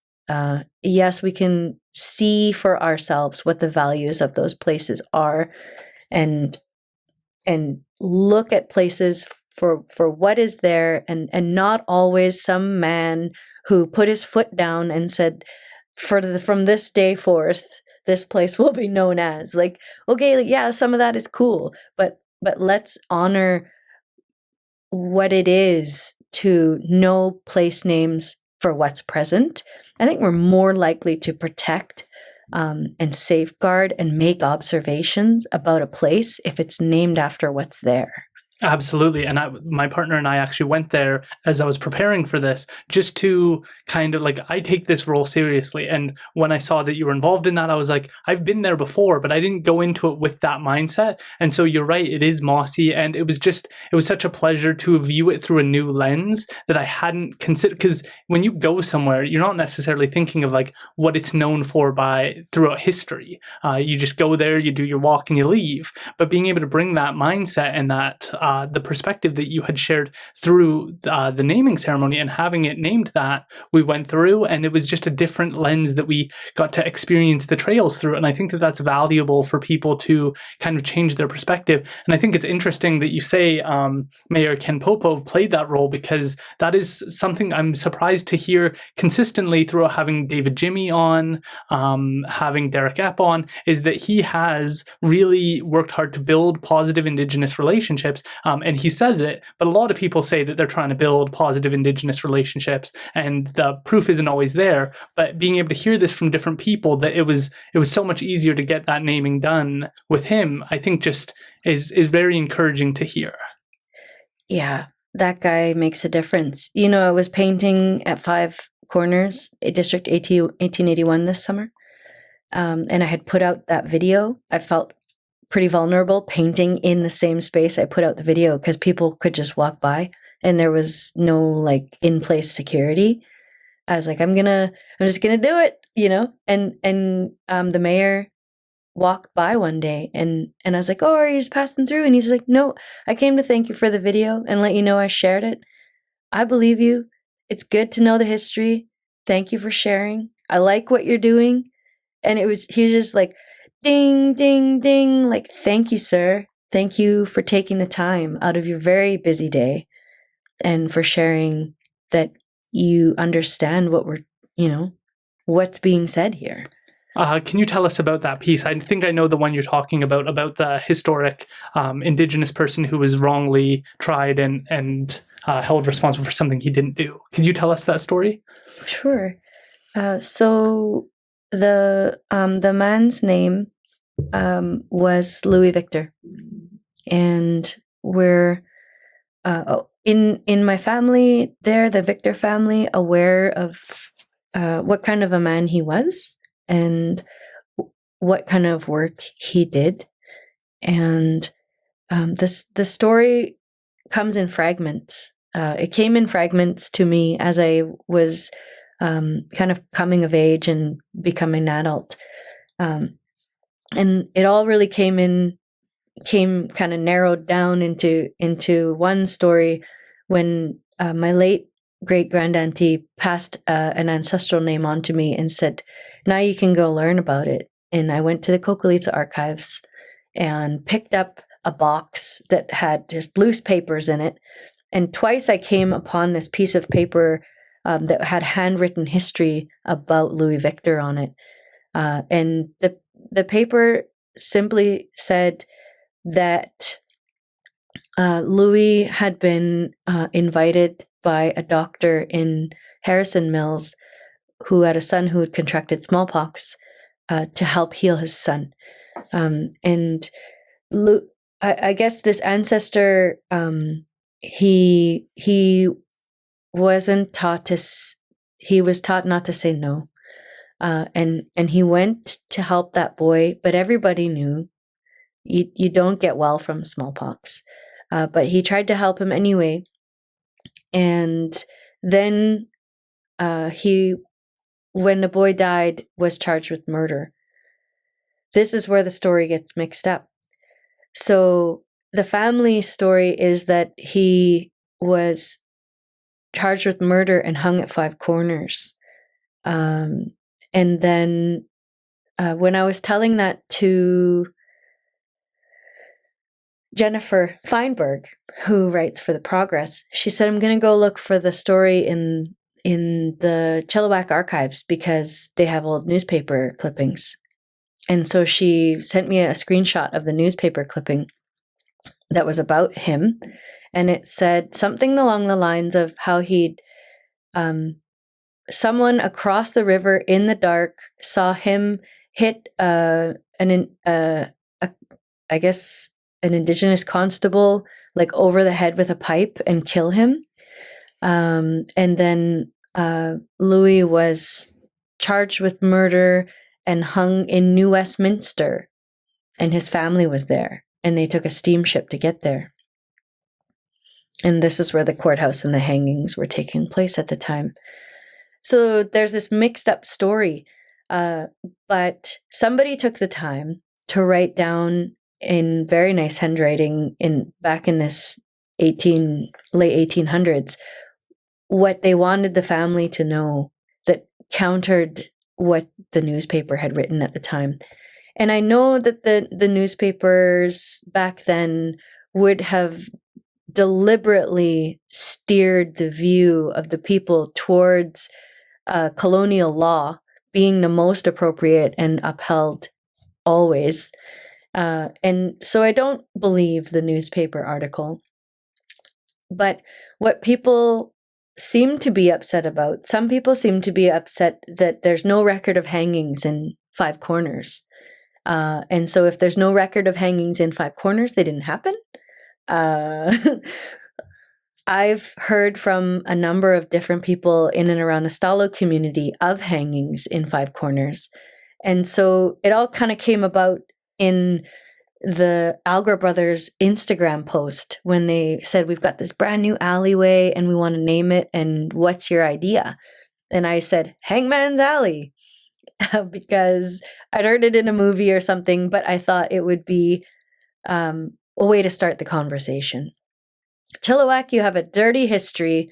Stop celebrating District 1881 like it's the new cool thing, because you've got a dirty past, and you can't just put nice people on horses up there and not acknowledge the truth. Thankfully, Dave Algra was interested, and he immediately contacted me and said, "Do you want to meet up? Do you want to chat? I'd like to hear more about this." And so at the same time, a couple of local friends and someone from Chilliwack Tourism had said to the Alger brothers, like, you should get some of Carrielynn's art downtown as well. And I was like, why don't we pair the two? We can really talk about art that heals. And Dave Alger was like, yeah, let's do it. And so I said, before you guys do any building, when I met with Dave, I was like, before you guys do a lot of ground disturbance and building here, it would be interesting to discuss, how do we heal in this space? How many people were hung here? Are there souls trapped here? Are they going to haunt the new residents? I don't know. But all I really knew was that we had this family history tied to this place, and it was being largely ignored or called a lie. And that's not cool. So we were going to have an oracle come in to the space at like 6 a.m. And try to reach our ancestor through that space and see where he was at. Did he need some help? Did he need a burning, or did he need some clothes to help get him through to the other side? We didn't know, but we were open to it, and the Alger brothers were also open to it. And so that morning, when everybody was getting ready to go to that ceremony, the oracle's truck broke down, and it didn't happen. And so we thought, well, maybe everything's okay, right? Like, he was a strong spiritual man, and it was, it's our human minds that often want to help spirit, but spirit is, so much more than what we see and know in our own brains. So we thought, maybe he's at rest and we can let this go. And then we began the discussions between the Alger brothers and I about how to put art into the space that reflected local history. And it evolved into Pete Alger designing that parkade and leaving space for 4 murals. And he said, we want to see something here. Can you give us some ideas? And so I drew them ideas and ideas and ideas, and they were so willing to say no.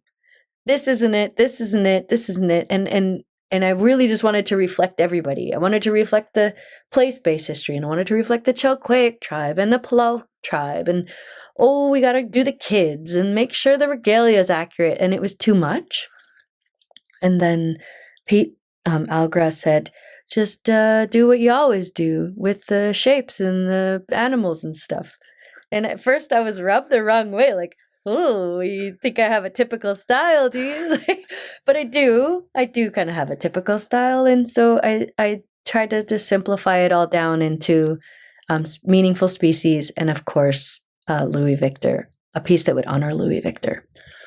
That is a really, really amazing story. That was fantastic. I'm interested to know what we talk a lot about reconciliation, and it sounds like the Alger brothers and Ken Popov, they seem, from your telling of it, genuinely interested in that. What was that experience like for you to, like, when I imagine you're meeting with like a big corporation type name, that things aren't going to go as smoothly. Like, I imagine it being somewhat like dealing with the government, that there's going to be a lot of pushback and shenanigans going on. Can you tell us what that was like for you to kind of have people, sounds like, support what you were doing?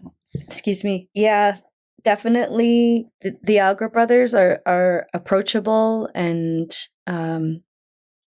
they're very intelligent in the work that they do. I get excited when they have a new project, and some of it might be seen through different lenses, but I'm always willing to look at it through a lens of, like, when they're trying to bring people into functional space. And when we started to talk about artwork, they kept saying, "You're the expert," but I say things like, "You're the client," and so they're like, "You're the expert." I'm saying, "You're the client." And we'd kind of go back and forth like this until I really genuinely understood that they trusted my artistic vision. They were super cool about it. And it was finally Pete who said, "Why don't you just paint something?" Because we'd thought about stamped concrete, and we thought about light installations, and we thought about marble or mosaic, tile mosaic, and we thought about ironwork and aluminum work, and all of those things are just a bit outside my wheelhouse. And they were like, "Why don't you just do a mural?" And I was like, "Okay, let's just do a mural." But they're super supportive and funny and kind all along the way. That's fantastic to hear, and really encouraging during this time where it feels like many people are looking at like, how do I work towards reconciliation in a meaningful way, and how do I bridge those divides and incorporate different perspectives. And I love that everybody was supportive of telling that story, because I do think that art serves different purposes and can be used as a tool of education. And I'm wondering, like, what has your experience been with this kind of, like, it sounds like Amber Price has really been the driver of the Chilliwack murals and like bringing about the festival and stuff. What has that been like for you to kind of watch this explosion of murals coming to the downtown Chilliwack? I'm an advocate for local Indigenous artists. And to be 100% honest, I want to see more local Indigenous muralists. There's not a lot of local Indigenous muralists. There's plenty of carvers and drawers and painters and digital artists, etc. But it's a very specific medium. So I understand that it's difficult to find Stalo muralists, but I think Vancouver Mural Festival is a shining example of using Musqueam, Tsleil-Waututh, and Squamish artists as curators and as artists every single year. And so even though Chilliwack is a mix of Indigenous people, and, you know, maybe there's 7,000 or 8,000 non-Stalo Indigenous folk in and around town, and there's important voice there. I think the priority here should be our story and our artists. That's my personal view. As far as what Amber's doing, bringing in artists and allowing people to watch them work is so profound. In a city like this, where we've seen just a boring walls, and even brick is more interesting than a plain old white wall.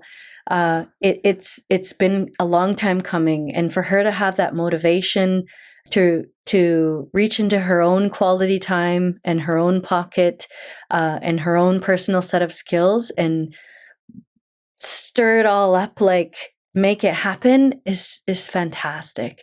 I love driving. I never even drove through that part of town until recently, and you know, art is so much more, and it's such a quiet, powerful thing that it creates community around itself, and pieces live on in different people differently. But I wouldn't doubt that I'm not the only person who's taking a detour through downtown these days because they want to see their favorite mural for a second. Yeah, I actually had the opportunity to talk to, I think it was Amber, and just talk about the Inez Louis piece. And just one of the reasons I started this is because growing up, I didn't have any Indigenous role models. Like Stephen Point wasn't a huge name when I was growing up that I heard a lot about, and that's him and Jody Wilson-Raybould, even more recently, are like the two big names that come to mind when I think of Indigenous leaders. And I think the struggle for so many is that they're both in the more government colonial type systems. Jody not as much, but facing those challenges, I think that can be tough for artists, and like being able to show the vast array of Indigenous leaders who set such a good example in other unique areas like hip hop, like music with Inez, and knowing that there's that piece in downtown at the school I went to, Central Elementary, and having an image of like an Indigenous woman leader, I think is just so valuable for people to be able to grow as an experience from that, and to see a role model daily when you're walking to school. I think hopefully will make such a difference to the next generation. And I'm hoping you can tell us a little bit more about perhaps not all of your pieces, but some of your favorites that stood out to you, or that came from your feelings, or like a vision that you had. I love that one of Inez. Yes. It's fantastic and so big, and they added those lights to it, and it all really came together nicely. I can only imagine what else is coming, because everything that's been done to date is is so good. As far as my work, you know, let's start with the biggest challenge piece. And the biggest challenge piece was on a metal corrugated wall on a slanted alley in South Granville last year. And the curator from the Vancouver Mural Festival who offered the wall space says, I'm not going to lie to you, this piece is going to be difficult, but you have a style with the taping and the spray painting that would actually work here. So come take a look at it and tell me what you think. And it was super long, and the sun would just beat down on it most of the day. And like, that's one of the struggles of painting, is this, the sun is so hot because you have to work in the heat. But that curator said, just shoot me some ideas. And this is not just this one mural, but many murals. When people say that to me, I really do. I'll just shoot them some ideas that I think are cool. But often they're seen as a bit abstract. So some of my work that I want to do is a lot of graphic. It's very graphic. It's very geometric. It's a lot of shapes. The shapes are meaningful to me, but they don't translate well, apparently. And that's frustrating. Like, as an artist, like, if you say whatever you want within reason, and I produce something, and then it's not what you like, how about we're just clear from the beginning that it's not whatever I want. And I always appreciate when people can kind of select something I've done in the past and say, can you recreate something that's in this style? It's really helpful. So this piece in South Granville, I'd gone through a few revisions and they'd all been very, very different concepts. And finally I landed on something that was geometric shapes in an animal. And I thought this would be really meaningful to me, because when I drive in between Rosedale and Chilliwack, and I see swans and geese kind of running across the ponds that form in the fields, and they like kick up this spray of water that curls behind them and forms like a streak. So if they're going fast enough, they just leave like a streak of water. And I think that's cool. So I was like, I'll try to do something like that. And we like projected the image onto the wall in the dark. And it was very, very blurry because of how far away we had to go to get the picture on the whole wall. So we just drew like a dot matrix with reference lines of where the lines crossed. And then we went back and used a level for every single line. Every single horizontal line, we used a level. And if you put a piece of tape on an angle, in a straight line, up and down on a corrugated wall, the destination, you want the destination to be where you envision it, but the angle at which you put the tape determines how far off of your destination you're gonna line up. Wow. And so we, on the first day, in the first hour, we're like, oh no, this is gonna be the hardest thing we've ever done. So you put a piece of tape down and it's wrong, and so you take it off, and you put it back down until you get it right. But so by the third day in, we had figured out how to sort the angle on the tape to get it to our destination based on the angle we wanted, and the corrugated wall. And it was just bonkers. But the result was so cool because you have all these very straight lines on a corrugated surface. And because we'd projected the image from up the alley a good 20 meters, if you move from left to right down the alley, the picture shifts as you move. Like the perspective of it shifts. And if you position yourself back far enough, you don't even really see the corrugated wall. You just see the flat image.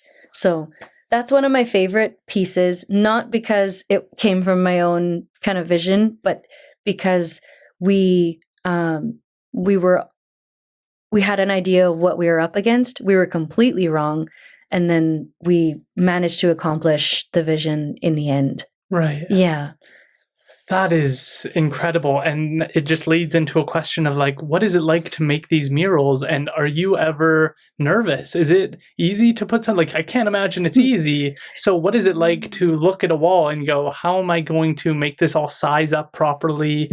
Do you usually have to use projectors in order to come up with a plan? What is your process? There's a few processes. And so if I've got a nice flat wall and it's small enough, we can project.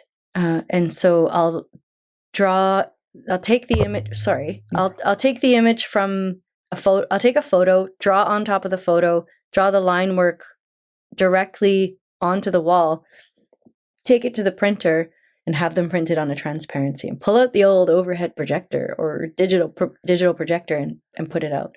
That's one way to do it. It's not always successful. Other ways to do it are to do like a doodle grid. And so we use doodle grid on the Chilliwack Middle School because there's multi-layered surface and there's kind of this like 10-foot drop between part of the facade and the building itself. And we needed the lines from the building itself to line up exactly with the lines that were like 10 feet in front of it. So what we did was drew shapes and letters and numbers in a really random pattern all over the facade and took a picture of it and then overlaid that picture with the design itself and reduced the opacity of the top image so that I could use those shapes as a reference. I saw it on Amazon Prime on a mural painting show on Amazon Prime. And I was like, this is what they're doing. Like, this is what muralists are doing. This is how they get it so exact. And all over the world, they're using this doodle grid and it looks like a total mess. One of the janitors came out of Chilliwack Middle School and he looked up at the doodle grid and he looked at my partner and I, and he said, "What a waste." And we're like, "What?" And he's like, "Somebody wasted a lot of energy and that doesn't even look good." Like, and we're like, "Oh, are you under the impression that's graffiti?" And he's like, "Well, yeah." No, we did that. And he's like, "What?" Oh my gosh.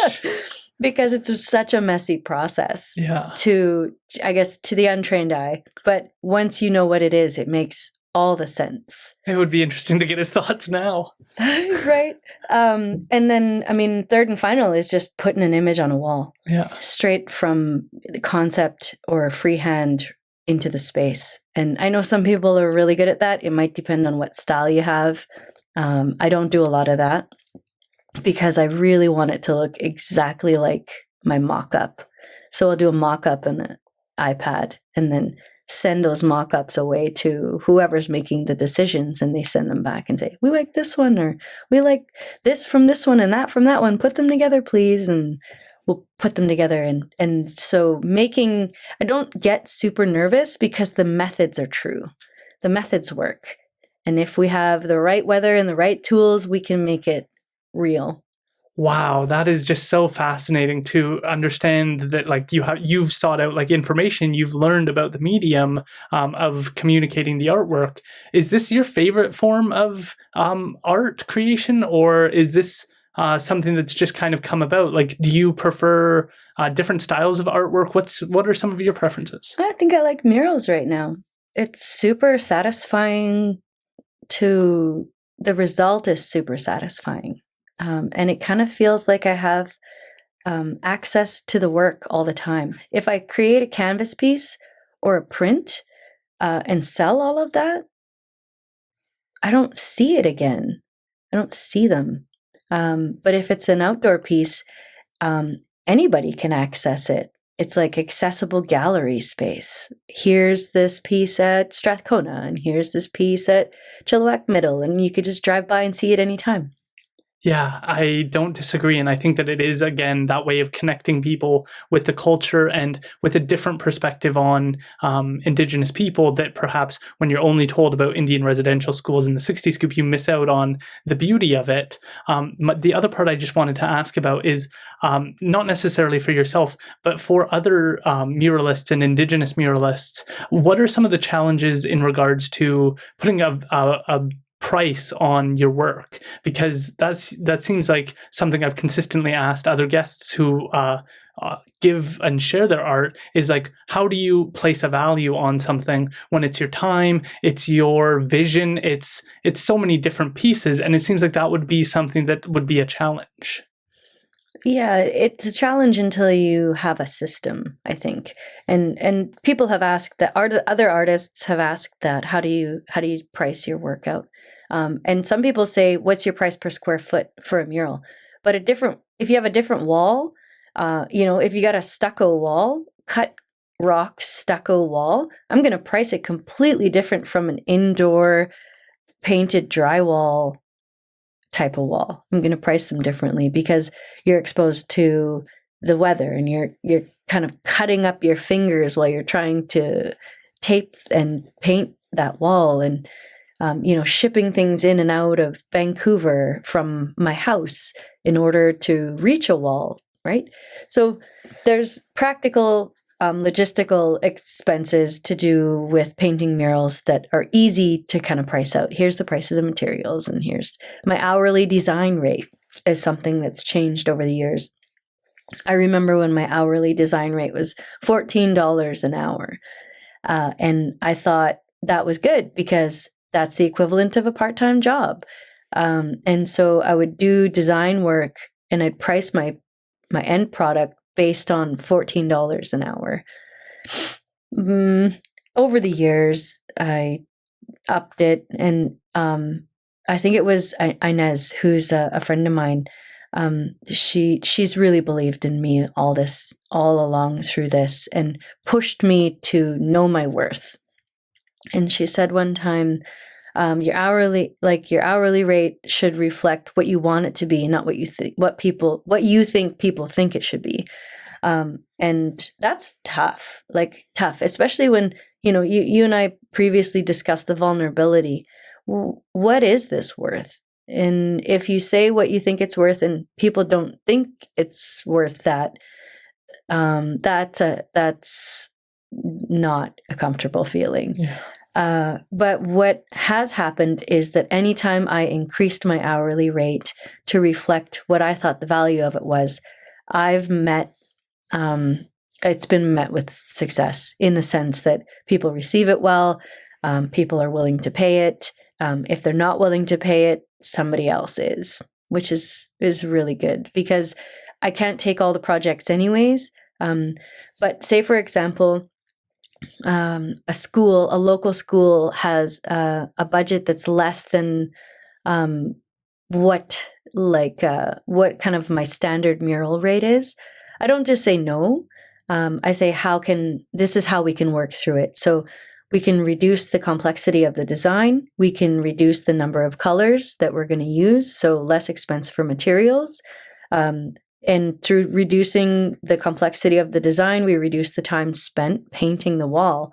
And how do we use the space so that we can have good coverage, and we can tie the mural into the space without covering everything? A mural doesn't have to be a blocked out wall with a landscape on it. A mural can be a ribbon of imagery that ties things in together. And that's kind of what we did at S'olh. So somewhere like S'olh said, we absolutely want to have a mural. We have a modest budget. How do you work with it? I went in, I looked at the space. I said, how about this? And it's imagery that ties in the colors and the elements that they want. But we really only spent about 3 days painting. Right. Where Cultus Lake said, we have this massive wall. What's the minimum you think you could do it for? And so for schools, I give that. I love to see them incorporating curriculum into the pieces. I'm working on honoring place, with a couple of schools, which is super fun and right up my alley. And when I get an offer from, say, a marketing firm or something in Vancouver, I just go full rate and trust that if they really want me, they'll pay it. And sometimes people say no. They're like, "Oh, our budget was, a third of what you're suggesting," or they try to determine what kind of materials I can use, and I just say no, thank you.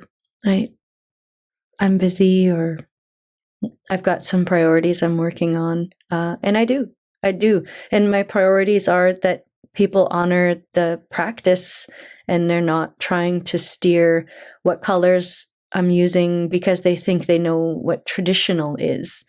Red, black, and white, sure, those were the available colors some day and age, but we're in 2021 and we've got all the colors now, so let's just use them. Absolutely. That is a great way to approach it. And I think hopefully will help other listeners who may be interested in this field understand more of the process. You spoke about painting in place. Can you tell us about what that means? Sure. So place-based values is a big part of like the plant work, the title and rights work, and the artwork, and it's something that I'm always willing to promote. And the example right now is that there's a school who asked for a land acknowledgement mural, and I went in and I looked at the space and I said, we could kind of copy the mountains that are outside the doors, and that would be a place-based because they're very iconic mountains. But all you have to do to see them is go outside the door. So let's dream up something with a bit more imagination. So we talked a bit about what land acknowledgement means to me and what land acknowledgement means to them, and in my kind of thinking, the children would greet the guests on the beaches as the canoes arrived with their open hands, and they would dance, and if guests were welcome, that was the land acknowledgement. The acknowledgement was that you're met with open arms. And so I said, what about a little girl with her hands raised? And she's a spindle whirl dancer. And the school was like, well, we were thinking, of asking the parents and the grandparents here what they think. And I was like, great. So let me know what they say.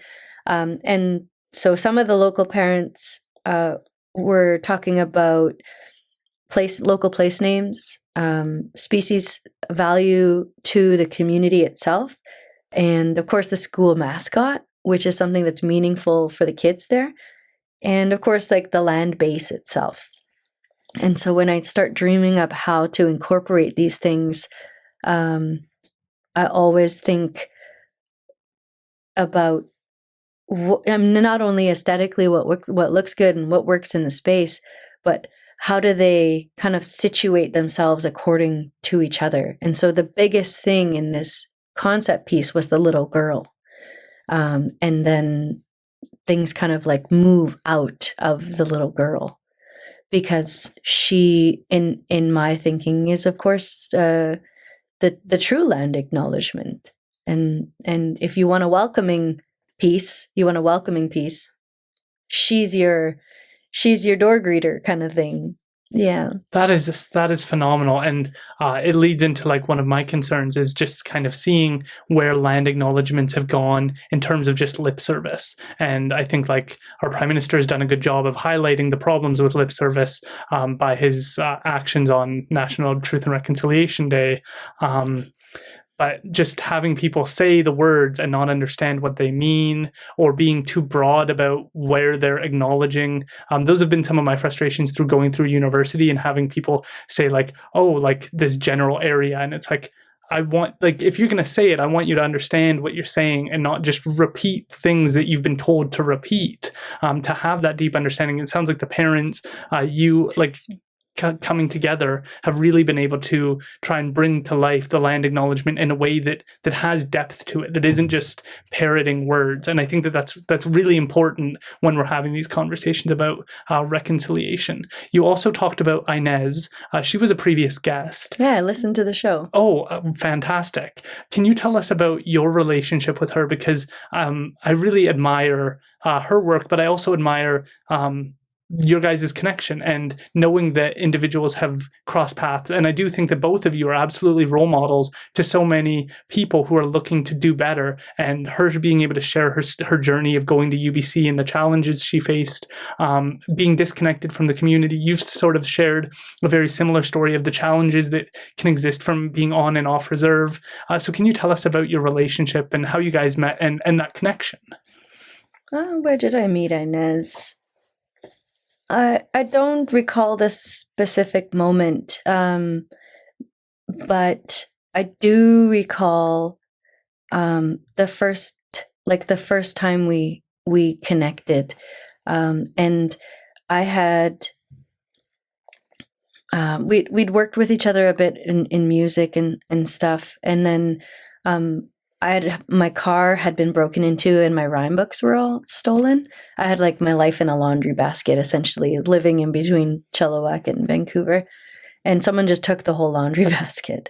Yeah, and I was just busted up inside from not having my rhyme books. Like, they're not only were they rhyme books, they're diaries, and so somebody had access. I don't know if they were reading it or not, but they had access to my innermost thoughts, and I was like broken.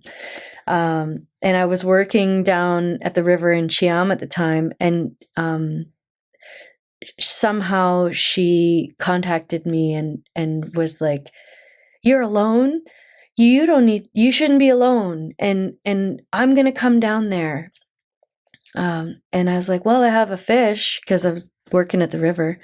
And she's like, "Okay, well, I'll bring a barbecue." And she brought like a hibachi or something down there, and we just like ate fish with our fingers. And she helped me get through that moment. And I think she's just a solid rock of a friend who has helped me, and I've helped her, and we've just leaned on each other in times when things are going sideways, or you don't want them to go sideways, but they're about to, or, there's life changes to be made and you just need to talk about it for a while. But to have a genuinely loving and honest friend is a hard thing to find. And somehow we managed, and we had kids around the same time. Like, our sons are just 6 or 7 months apart, and they became friends over the years. And so it's been a good time raising our kids kind of alongside, and learning from each other too. Right. Mm-hmm. I want to lead into like we've talked a bit about your work with Cheam First Nation. You're from there. Mm-hmm.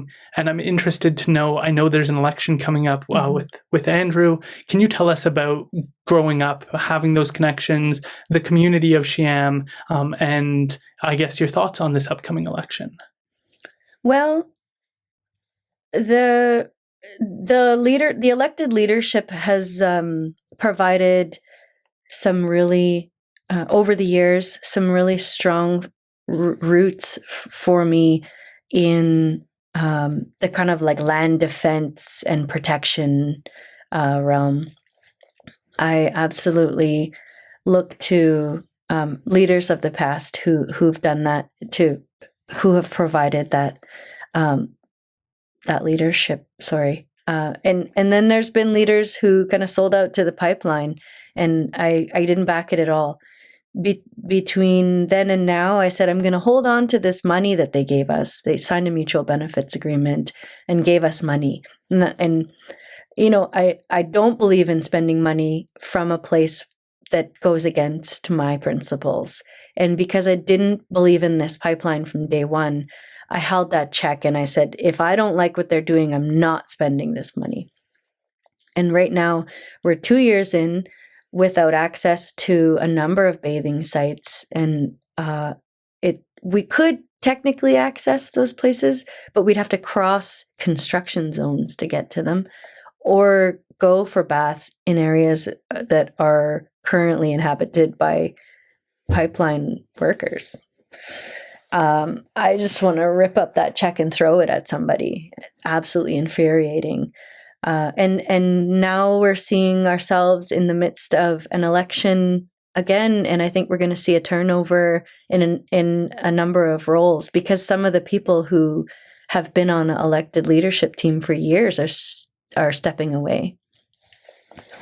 We're hearing things like some of these younger folk have been trained, and some of them just have the heart for it, And as much as I want to vote for somebody who has the heart for it, there's a lot of skill sets needed to occupy those positions. And I spent so many years doing the research to inform leadership teams. I've gotten familiar with different types of these, like what works and what doesn't. And that's I think it's a really personal decision who I'm voting for and how. But I'm delighted to see some of the names that are on the list this year, and I hope they get support and get in and bring that energy and vitality and drive that's needed. But most of all, I want to see people who are willing to work together. I couldn't agree more. And the only reason that I ask is because I feel like it's a topic that doesn't get any light, and then the opportunity to kind of develop your opinions and your thoughts doesn't really occur. Like, I know with at least my community, Chihuahua First Nation, there's not like a lot of discussion that goes on beforehand on what ideas we support, what ideas we don't agree with, what the positions of everybody are. Like that ability in like a municipality, people go up on stage and they hash it out, and then you get kind of an idea of where people are leaning. That doesn't seem to happen as much in Indigenous communities, and that's why I think it's valuable to kind of go through and understand the issues that Indigenous communities are facing, because I do think that it's unfortunate with more rural communities that they're often faced with either you take on a pipeline and start to get your community members out of poverty, they start to get money from that, or you reject it and then you're left trying to figure out a different way forward. And I think that those are the types of things so many people don't realize in what happened with the Wet'suwet'en First Nation, that there was like a fight between their elected council and their hereditary chiefs, and that those issues are alive and well, and there's nuance there of like there isn't a necessarily correct answer. It's that we need to think these things through and vote our conscience the best way we can. And I think that that's important to encourage in Indigenous communities, and it's just something I don't hear much about. No, it's kind of a new practice to have platform speeches and forums, and this year we got to see a chiefs forum and a councillors forum, and it was put on Zoom. Technical issues, of course, but to have people also use social media to answer the questions from the people is also good too. It means someone's willing to take the time to think about what they're going to say and put it out there, right or wrong. They're willing to listen to someone, and I think that's a really important ability that someone needs to have, because when you're in a S'olh community, you've got left wing, right wing, and everybody in between, and people who don't want politics at all. So you've got to hear it all, and you've still got to make your own decisions, sometimes really quickly. Yeah, absolutely. Can we also talk about the books that you've helped illustrate? Because I think that that's amazing. I have Stand Like a Cedar. I saw that. I'm very proud of it. My partner was like incredibly moved by being able to read the book and feel like she's, I think, really like attached herself and like taken a deep interest in our culture and understanding what's gone on in the past. And that book was incredibly moving for her. And it's something like I'm very proud to hold these books and be like, this is a BC author, this is a Fraser Valley author. Like, you can't get much closer to home than this. And then having you illustrate it, how did that all come about? And you've done other work with Sumas First Nation. How did these opportunities come about?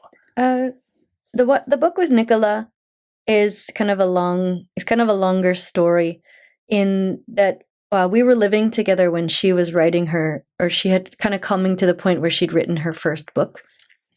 And she said, I want to know if you'll illustrate this book. She was promoting my artist before I was ready.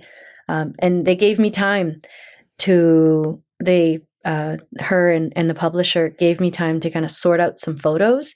So I took out a disposable camera at the time and took some photos, Nicola and I together, of what she wanted that book to look like. And I didn't have the kind of discipline where I could sit down and make it happen. And I was trying to do like cutout collage style illustration. I didn't have any experience in it, and it all kind of fell flat.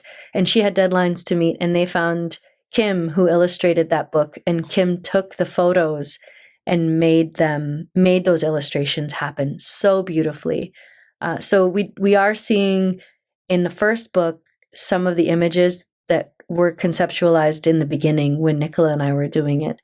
And I thought, I better get my act together so that I can illustrate a book someday, and sat in on a couple of workshops online and thought this would be a full-time job. It's way over my head. You have to understand so many different elements, and there's an administrative side to it that's pretty hefty as well. And when her Stand Like a Cedar book came in, she said, "Are you feeling ready? You want to do this again? And you could really do it this time?" I said, "Let's take a look at the contract. Let's have a look at the timeline, the schedule, the scope, the budget. Let's look at it all." And I thought, absolutely, if we have a year to make it happen, we can make it happen. And I produced a large body of work for that book, and only a select number of the pictures were chosen. But I used my son posing for a number of images, other kids and adults, because I wanted to see, and Nicola really wanted to see, accuracy depicted. I think the picture with the grandmother singing to the flowers, to the roots and the flowers, changed 3 or 4 times. And originally the flowers were very small, and then in order to kind of get the sense of how much they mean to the people, I wanted them to be large in scale and kind of like giving the grandmother the strength behind her. So we went back and forth on every single image, and sometimes it would be like the first image that she'd be like, "Yes, this is it," and other times she'd be like, "I don't really know what we need to do here, but this isn't it." And so I'd come up with something completely different. And that was just a good working relationship that we had. But the Sumas Lake book was quite different. And the 4 of us co-authored that book. The archivist, the ED, Chris Silver, and I sat down over Zoom meetings and social distanced in the Reach Gallery itself, and started from square one. Where are they going to be, and what are they going to do? And I took the draft copy to my grandma, and I said, "Grandma, I want to have you review this book that we're writing."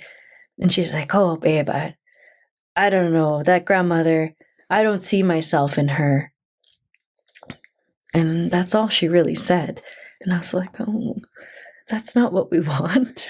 We've got a Stalo grandma in this book, and where is she, right? And what is my grandma not?" That's all she said. But I felt like we needed to work on instilling things that maybe Stalo grandmas actually do. And so we had to sit down and reflect and consult a couple of other grandmas along the way before we had something that was something we believed in. And all the while we were writing, I was doing these digital interventions on archival photographs. So the Reach got the permissions for the photographs, and I put them into my iPad and drew with Apple Pencil on top of them. Wow. Yeah, and the crew that was writing the book would say yes or no to the images, but for the most part, they all came out pretty easily because of how descriptive the oral history has contributed to what I have as an understanding of that lake. Right. Can you tell us about that lake and what you gained from learning more about the Sumas Lake? Yeah, the lake itself, I guess, was a way of life, and the people didn't have to go very far. They had everything all year long at their doorstep, and the people there lived with the seasons. They didn't impose their lifestyle on the seasons. Their lifestyles were formed by the seasons. And I always think that's such a beautiful thing. And I try to emulate a bit of that in my own life to see the value in it. And so I drove around what would have been the lake bed a few times. But there was there's a bit of history about the glass that was made from the sturgeon. It was like a type of glue, and it was like the only glue available at the time. And so the S'olh people would harvest sturgeon and sell this product, and they were rich because of it. And also some of the tools of the day, like we didn't get to put everything we knew into the book. We just stacked the book with history, but some of the tools used by hunters and harvesters in that long ago time fascinate me. And to hear about how the Mount Baker, the waters that ran off Mount Baker used to run into the Sumas Lake, and they shifted direction, like that was really cool. Where the lake bed was itself and how much breathing room it had, so fascinating too. Like the lake itself didn't occupy that valley, that part of the valley full time, but certain times of the year it flooded it. And so understanding a bit about forested wetlands and marshes and bogs, I can just imagine how rich that space was with really unique plants. But yeah, I learned so much about the lake. I feel like we could write another book about all the other things we learned about the lake as well. The book itself, like it's taking on kind of a life of its own, and we've printed more. The Reach has printed more copies than anticipated because there's a demand for it.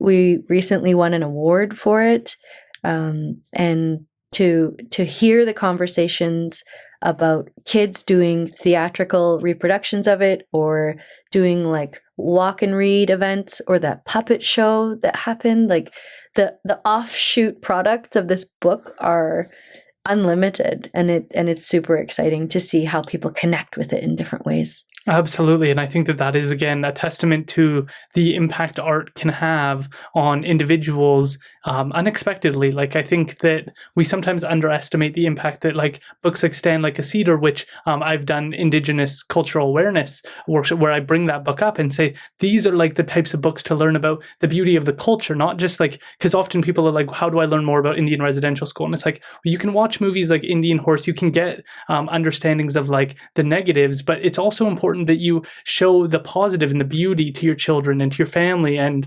incorporate that aspect, because I don't want people thinking like of all the negatives when they think of Indigenous people. I think that does us more harm than good. And so being able to have that access is so valuable for people to learn more about that community. And I just saw another article about how Sumas First Nation is working with a biologist to try and protect the fish populations, and working to figure out exactly how many are coming through the community. And I find that work so inspiring and motivational to hear all the good, positive work that's going on. Would you be able to tell us about your website? Because you just created your own website recently. How did that come about, and what can people expect to find on there? I'm so pleased with how the website turned out. It's amazing. So exciting. I had avoided it and attempted it both, and didn't didn't manage to create anything I wanted to put out into the world. I know a website is very important. It's like your digital face and your elevator speech and your business and your professionalism all kind of wrapped up, and let alone like it's the gallery online. And Vancouver Mural Festival had originally believed in my ability to see a mural through in an outdoor setting, and hired me back in 2017, and then hired me a few times since then, and so supportive every time. So I had a bit of trust and faith in Vancouver Mural Festival to begin with, and they were the ones who called and said they had a grant from Rogers Communications, and it was a 2-part grant. First part being creation of websites for 5 artists. Second part being mentorship opportunity, which I haven't even tapped into because there's so many choices. So they paired me up with a project manager, and she said, "Do you have time for this? Because we are going to need you to look through all your photos." And I was like, one of the reasons I haven't made a website is because I know I have a lot of photos, and I don't even know what to choose. Like, how do you choose the things that go on your website? You have to say no to some things, or I might have a really great photo of a piece that isn't my favorite, and kind of a not so great photo of something that is my favorite, and I want to put my favorite up, and then how do I decide which one goes, and on and on. And she's like, "I'll help you through all of those decisions. Send me everything. Here's a Google Drive." And so I spent 2 weeks scouring all my USBs and putting photos together that I thought would make great space online. And I did a little bit of writing. We put in CV and bio and some pictures for download for people to easily find and use, and if they just want to take them from online. Then we decided which portfolios to put up, because I have a lot of personal work that doesn't make it into exhibits or that isn't for sale, but like some of those are really meaningful. Those are the pieces that I kind of like, that like bark at me and call to me, and like I make them happen. And I think those ones deserve a bit of space on that website. Some of my favorite murals, but mostly a diverse range of space and style. So trying to feature the different capabilities in the practice, and then some exhibits. And my exhibit work is very different from my personal work, and also very different from the mural work, because some of it is in installation, and for the most part, it's cultural resurgence. And so I'll community source the know-how and then put it to work, and the product is the installation. And then, of course, commissions. So sometimes you just got to put the business stuff in there, the logos and the books and things like that. Right. And where do you hope to, I guess, move forward with the website? Like, what can people expect? Can they try and book you through there? What is kind of the long-term plan for that? Right now, my use of it is to help people kind of sort through a lot of imagery in one place. And previously, I know people would try to kind of promote my work, and they might say, I'm going to look on this Instagram, and they go, "Oh, you have a thing on Facebook," or "I'm going to Google search this, but I don't know if it'll show up right away." Now everything's in one place. So if someone wants to book a mural, they can look at what's available. If they want to see an exhibit, and maybe take that exhibit and extend on it, or call me up and I can show those pieces in their space, they can do that there. If they want to see digital work, the digital work is there. And I think it's really partly about business, but it's also like kind of a gallery space. And so if people just want to look at stuff, they can look at stuff too. That's fantastic. A little bit of story too. Absolutely. Like the mural story is there about the downtown piece. parts of it are there. Right. Just did some like free writing on the website. Not everything has a story on the website, but some things do. Yeah. Mm-hmm. Where do you plan to take this over the next perhaps 5 years? I know you're booked up for the next year, but you've talked about how you've got some, like, you want to make sure that you have time for your personal elements and to let those visions and feelings come through as well. Do you hope to be able to create more space long term for the more personal works? How are you planning on moving forward with that? I don't know. Tough question. Yeah, I wish I could say like I was organized enough to have a 5-year plan. Right. I'm not. I like to see what comes. I know I can't do murals forever. It's super physically demanding, and there's a finite amount of space where I think these opportunities are available. So I should give that some thought. Well, and I don't know if that's necessarily the case, because you've kind of shown that through these journeys, you take paths that you believe in your heart and your soul, and that kind of leads the way in where these paths kind of turn, and you've just kind of allowed that to lead the way and let your present thinking kind of guide you in a positive way. And you're always putting in the work. Like I've seen throughout all of your stories that you put in the work when it comes to trying to protect the environment in your community and rights and title. You put in the work when it comes to your hip hop and the work there. You've put in the work in regards to the murals and having to try and align that one, like, again and again. So the work's always there, and like your willingness to grind and put in that energy in those 12-hour days, but you're willing to kind of take the path in which makes sense at that time. And I think that also sets an example. Is sometimes I think we do get too caught up in 5-year, 10-year, 15-year plans, when letting yourself be open to the next opportunity is just as important as perhaps having that long-term plan. Yeah, it's a bit unstable, but I'm pretty trusting in adaptability. Like I've essentially got a few career paths, and I used to try to mash it all up in one. And I could certainly go back to the title and rights work. I could go right back into it and sit at the desk and go to the meetings and do the site inspections. I could do that, and it feeds me in a way, and it's important work. But right now I'm just taking those art opportunities because it's something I've always wanted. If I was 5 years old and I was writing, I want to be a painter when I grow up, and I saw me sitting here talking about how much I love being a painter, I could celebrate that, Right. Share my cookie with me. That's awesome. Can you tell us just briefly about your family life and your child and like that aspect of your life? Sure. I have a beautiful family. My partner and I have been together some 8.5 years, and my son is 12, and we have a large house cat. Yeah. We live in the house that my mom and dad built when I was a baby, and my dad passed and he left that to my brother. My brother built a house of his own and left me the house that we're in. We're smack dab in the middle of the community, and I have a very family-centered neighborhood to live in with lifelong friends and family members all around.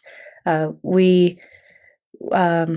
spend a lot of time paddling in the spring and the summer at Cultus Lake, and my family is super supportive of that. My son will paddle with me when he's available, and my partner's really supportive of my paddling and all the things that come with it. And recently taken up paddling outrigger, so kind of extending the paddling into the late fall and early spring and parts of the winter on occasion. And our house is small and it's kind of cozy, but it's full of meaningful things. Met lots of memories there, and we have kind of larger family dinners and events. They had a meeting there when I left. They're having an election meeting at my house, and I had to come here. And I was like, I'll catch up with that when we get back, because there's always something to do. And my cousin's house and my house are kind of like in the middle of things. But I'm saving up to do a big reno and build myself a studio. And my partner wants to have a photography studio. What do you call that? A dark room? Yeah. Film photography. Right. So that'll happen. And of course, a shed for all the canoes and the boat. But we spent 6 days smoking fish and just wrapped up on Wednesday. And that's something I absolutely love to do. Put in the work and then really use it for trades and thank yous and dinner and quick snacks and all of that. I'm in a same-sex relationship, and it was a bit of a pivot in my life, and I didn't feel the need to have a big coming out. And I don't know what my family expected of me, but I think they understand a bit of fluidity more than they used to. I think my family also saw my series of unsuccessful relationships and this currently very successful relationship and just know how to be happy for me. And everybody adores my partner, and she's a fantastic parent, really invested parent for my son. And I think my son probably has his own struggles with having two moms, but at the end of the day, we're very happy, and he's growing into quite a young man. That's amazing. Can you tell us how you met your partner, and what attributes you saw in her at that time? Because I think that's the part we sometimes, like, our society overlooks. We focus on the career, we focus on the education, and we miss out on the beauty of meeting someone and having that deep connection. Mm-hmm. It was one of those "I'm going to hire you for a tattoo" moments. She said, "I have a tattoo I'd like to get," and I was like, "Oh, tattoos, sometimes they're really meaningful and sometimes they're just like shapes on the body. What do you want?" And she said, "Trees." And I was like, "Oh, I love trees. Let's see what we can get you." And then it came to deciding what to do for a trade, because I prefer trades for tattoos. It's really hard to place meaning on some of them sometimes. So I would say, trade me what you think it's worth. And she said, "Well, what do you need?" And I was like, "Well, I could really use like a root digger, because I'm using a shovel currently, and the shovel is really damaging to the roots. Like, here's a link to the UBC archives. Here's what a root digger looks like. Let me know if it's something you can do." And she just said, yeah. She didn't even hesitate. And when we finally were going to do this trade, I met up with her at the Seabird Sports Festival. And she passed me this root digger. And it was just the most magnificent thing I'd ever seen. And I had only really given her this like very small tattoo design that took like less than an hour to do. And it looked like countless hours went into this root digger. So I think when I'm in a relationship with someone, friendship, partnership, I place a lot of value on taking care of one another, in investing into the genuine love and interests of them, and kind of setting aside your own sometimes, and putting yourself into an uncomfortable space without knowing what the outcome is, but you're just gonna do it together, or you're gonna do it and that person can stand beside you. And so there was this exchange of the tattoo and the root digger, and I looked at her and I was like, "You're awesome." And when we walked around for hours after that talking, and I said, "Do you want to go to fetch water sometime?" Because I go to fetch water up at this place in the Fraser Canyon. And she was like, "Yeah, sure." And so we went for a long drive. And you can get to know somebody on a long drive, right? There was no like distracting entertainment things. And I brought her to the place where I get the water. And really, we just sat down and visited for the first time, and didn't stop. We could this pandemic and being like locked in place, I mean, our relationships have all been challenged, spending a ton of time together. And I've never been the kind of person who like misses somebody.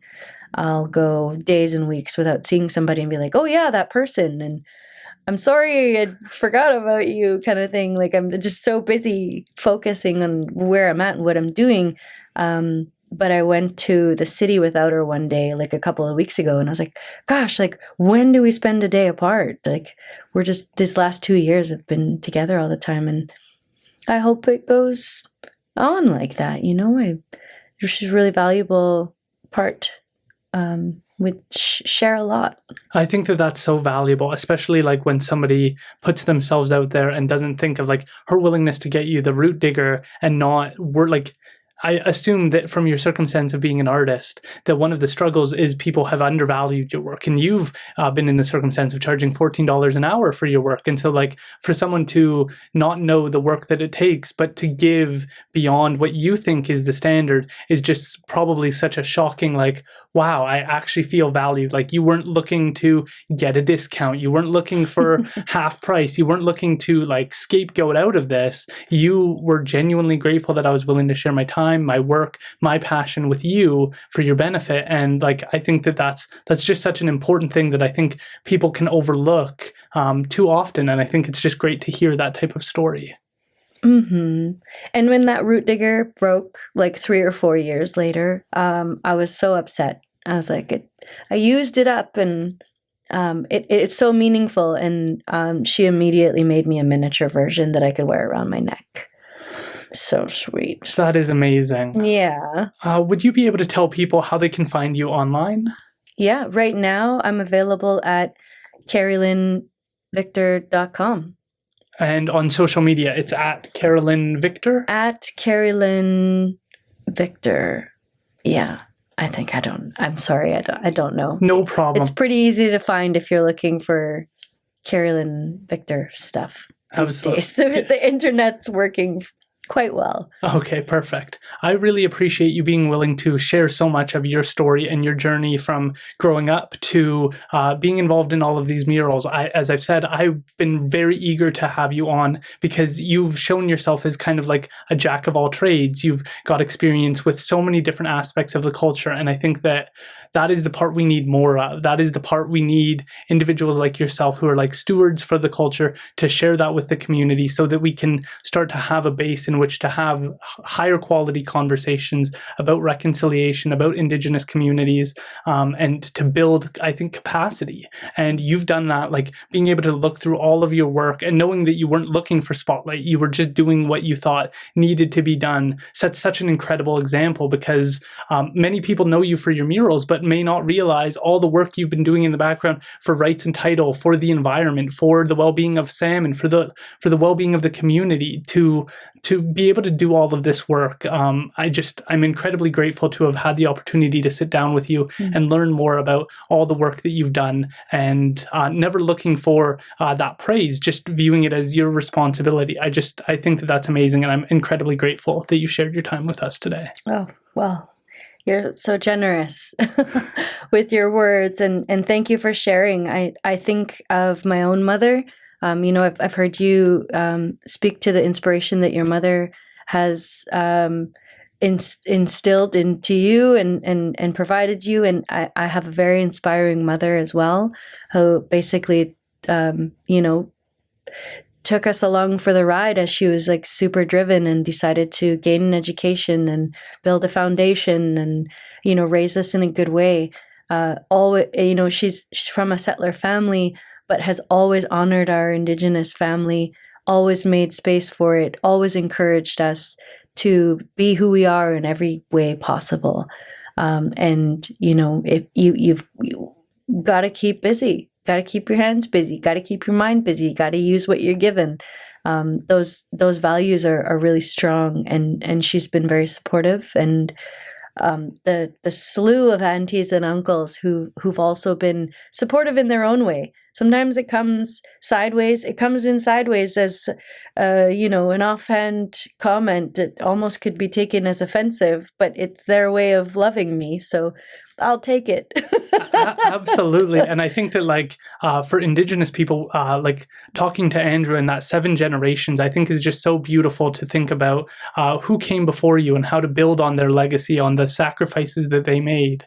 And I think you just showing such respect for the principles of Indigenous culture is just something that sets such a pure way forward for others to think about who came before them and how to build upon their legacy. So I really appreciate you again for taking the time. Well, thank you. Thank you for the invitation and the talk.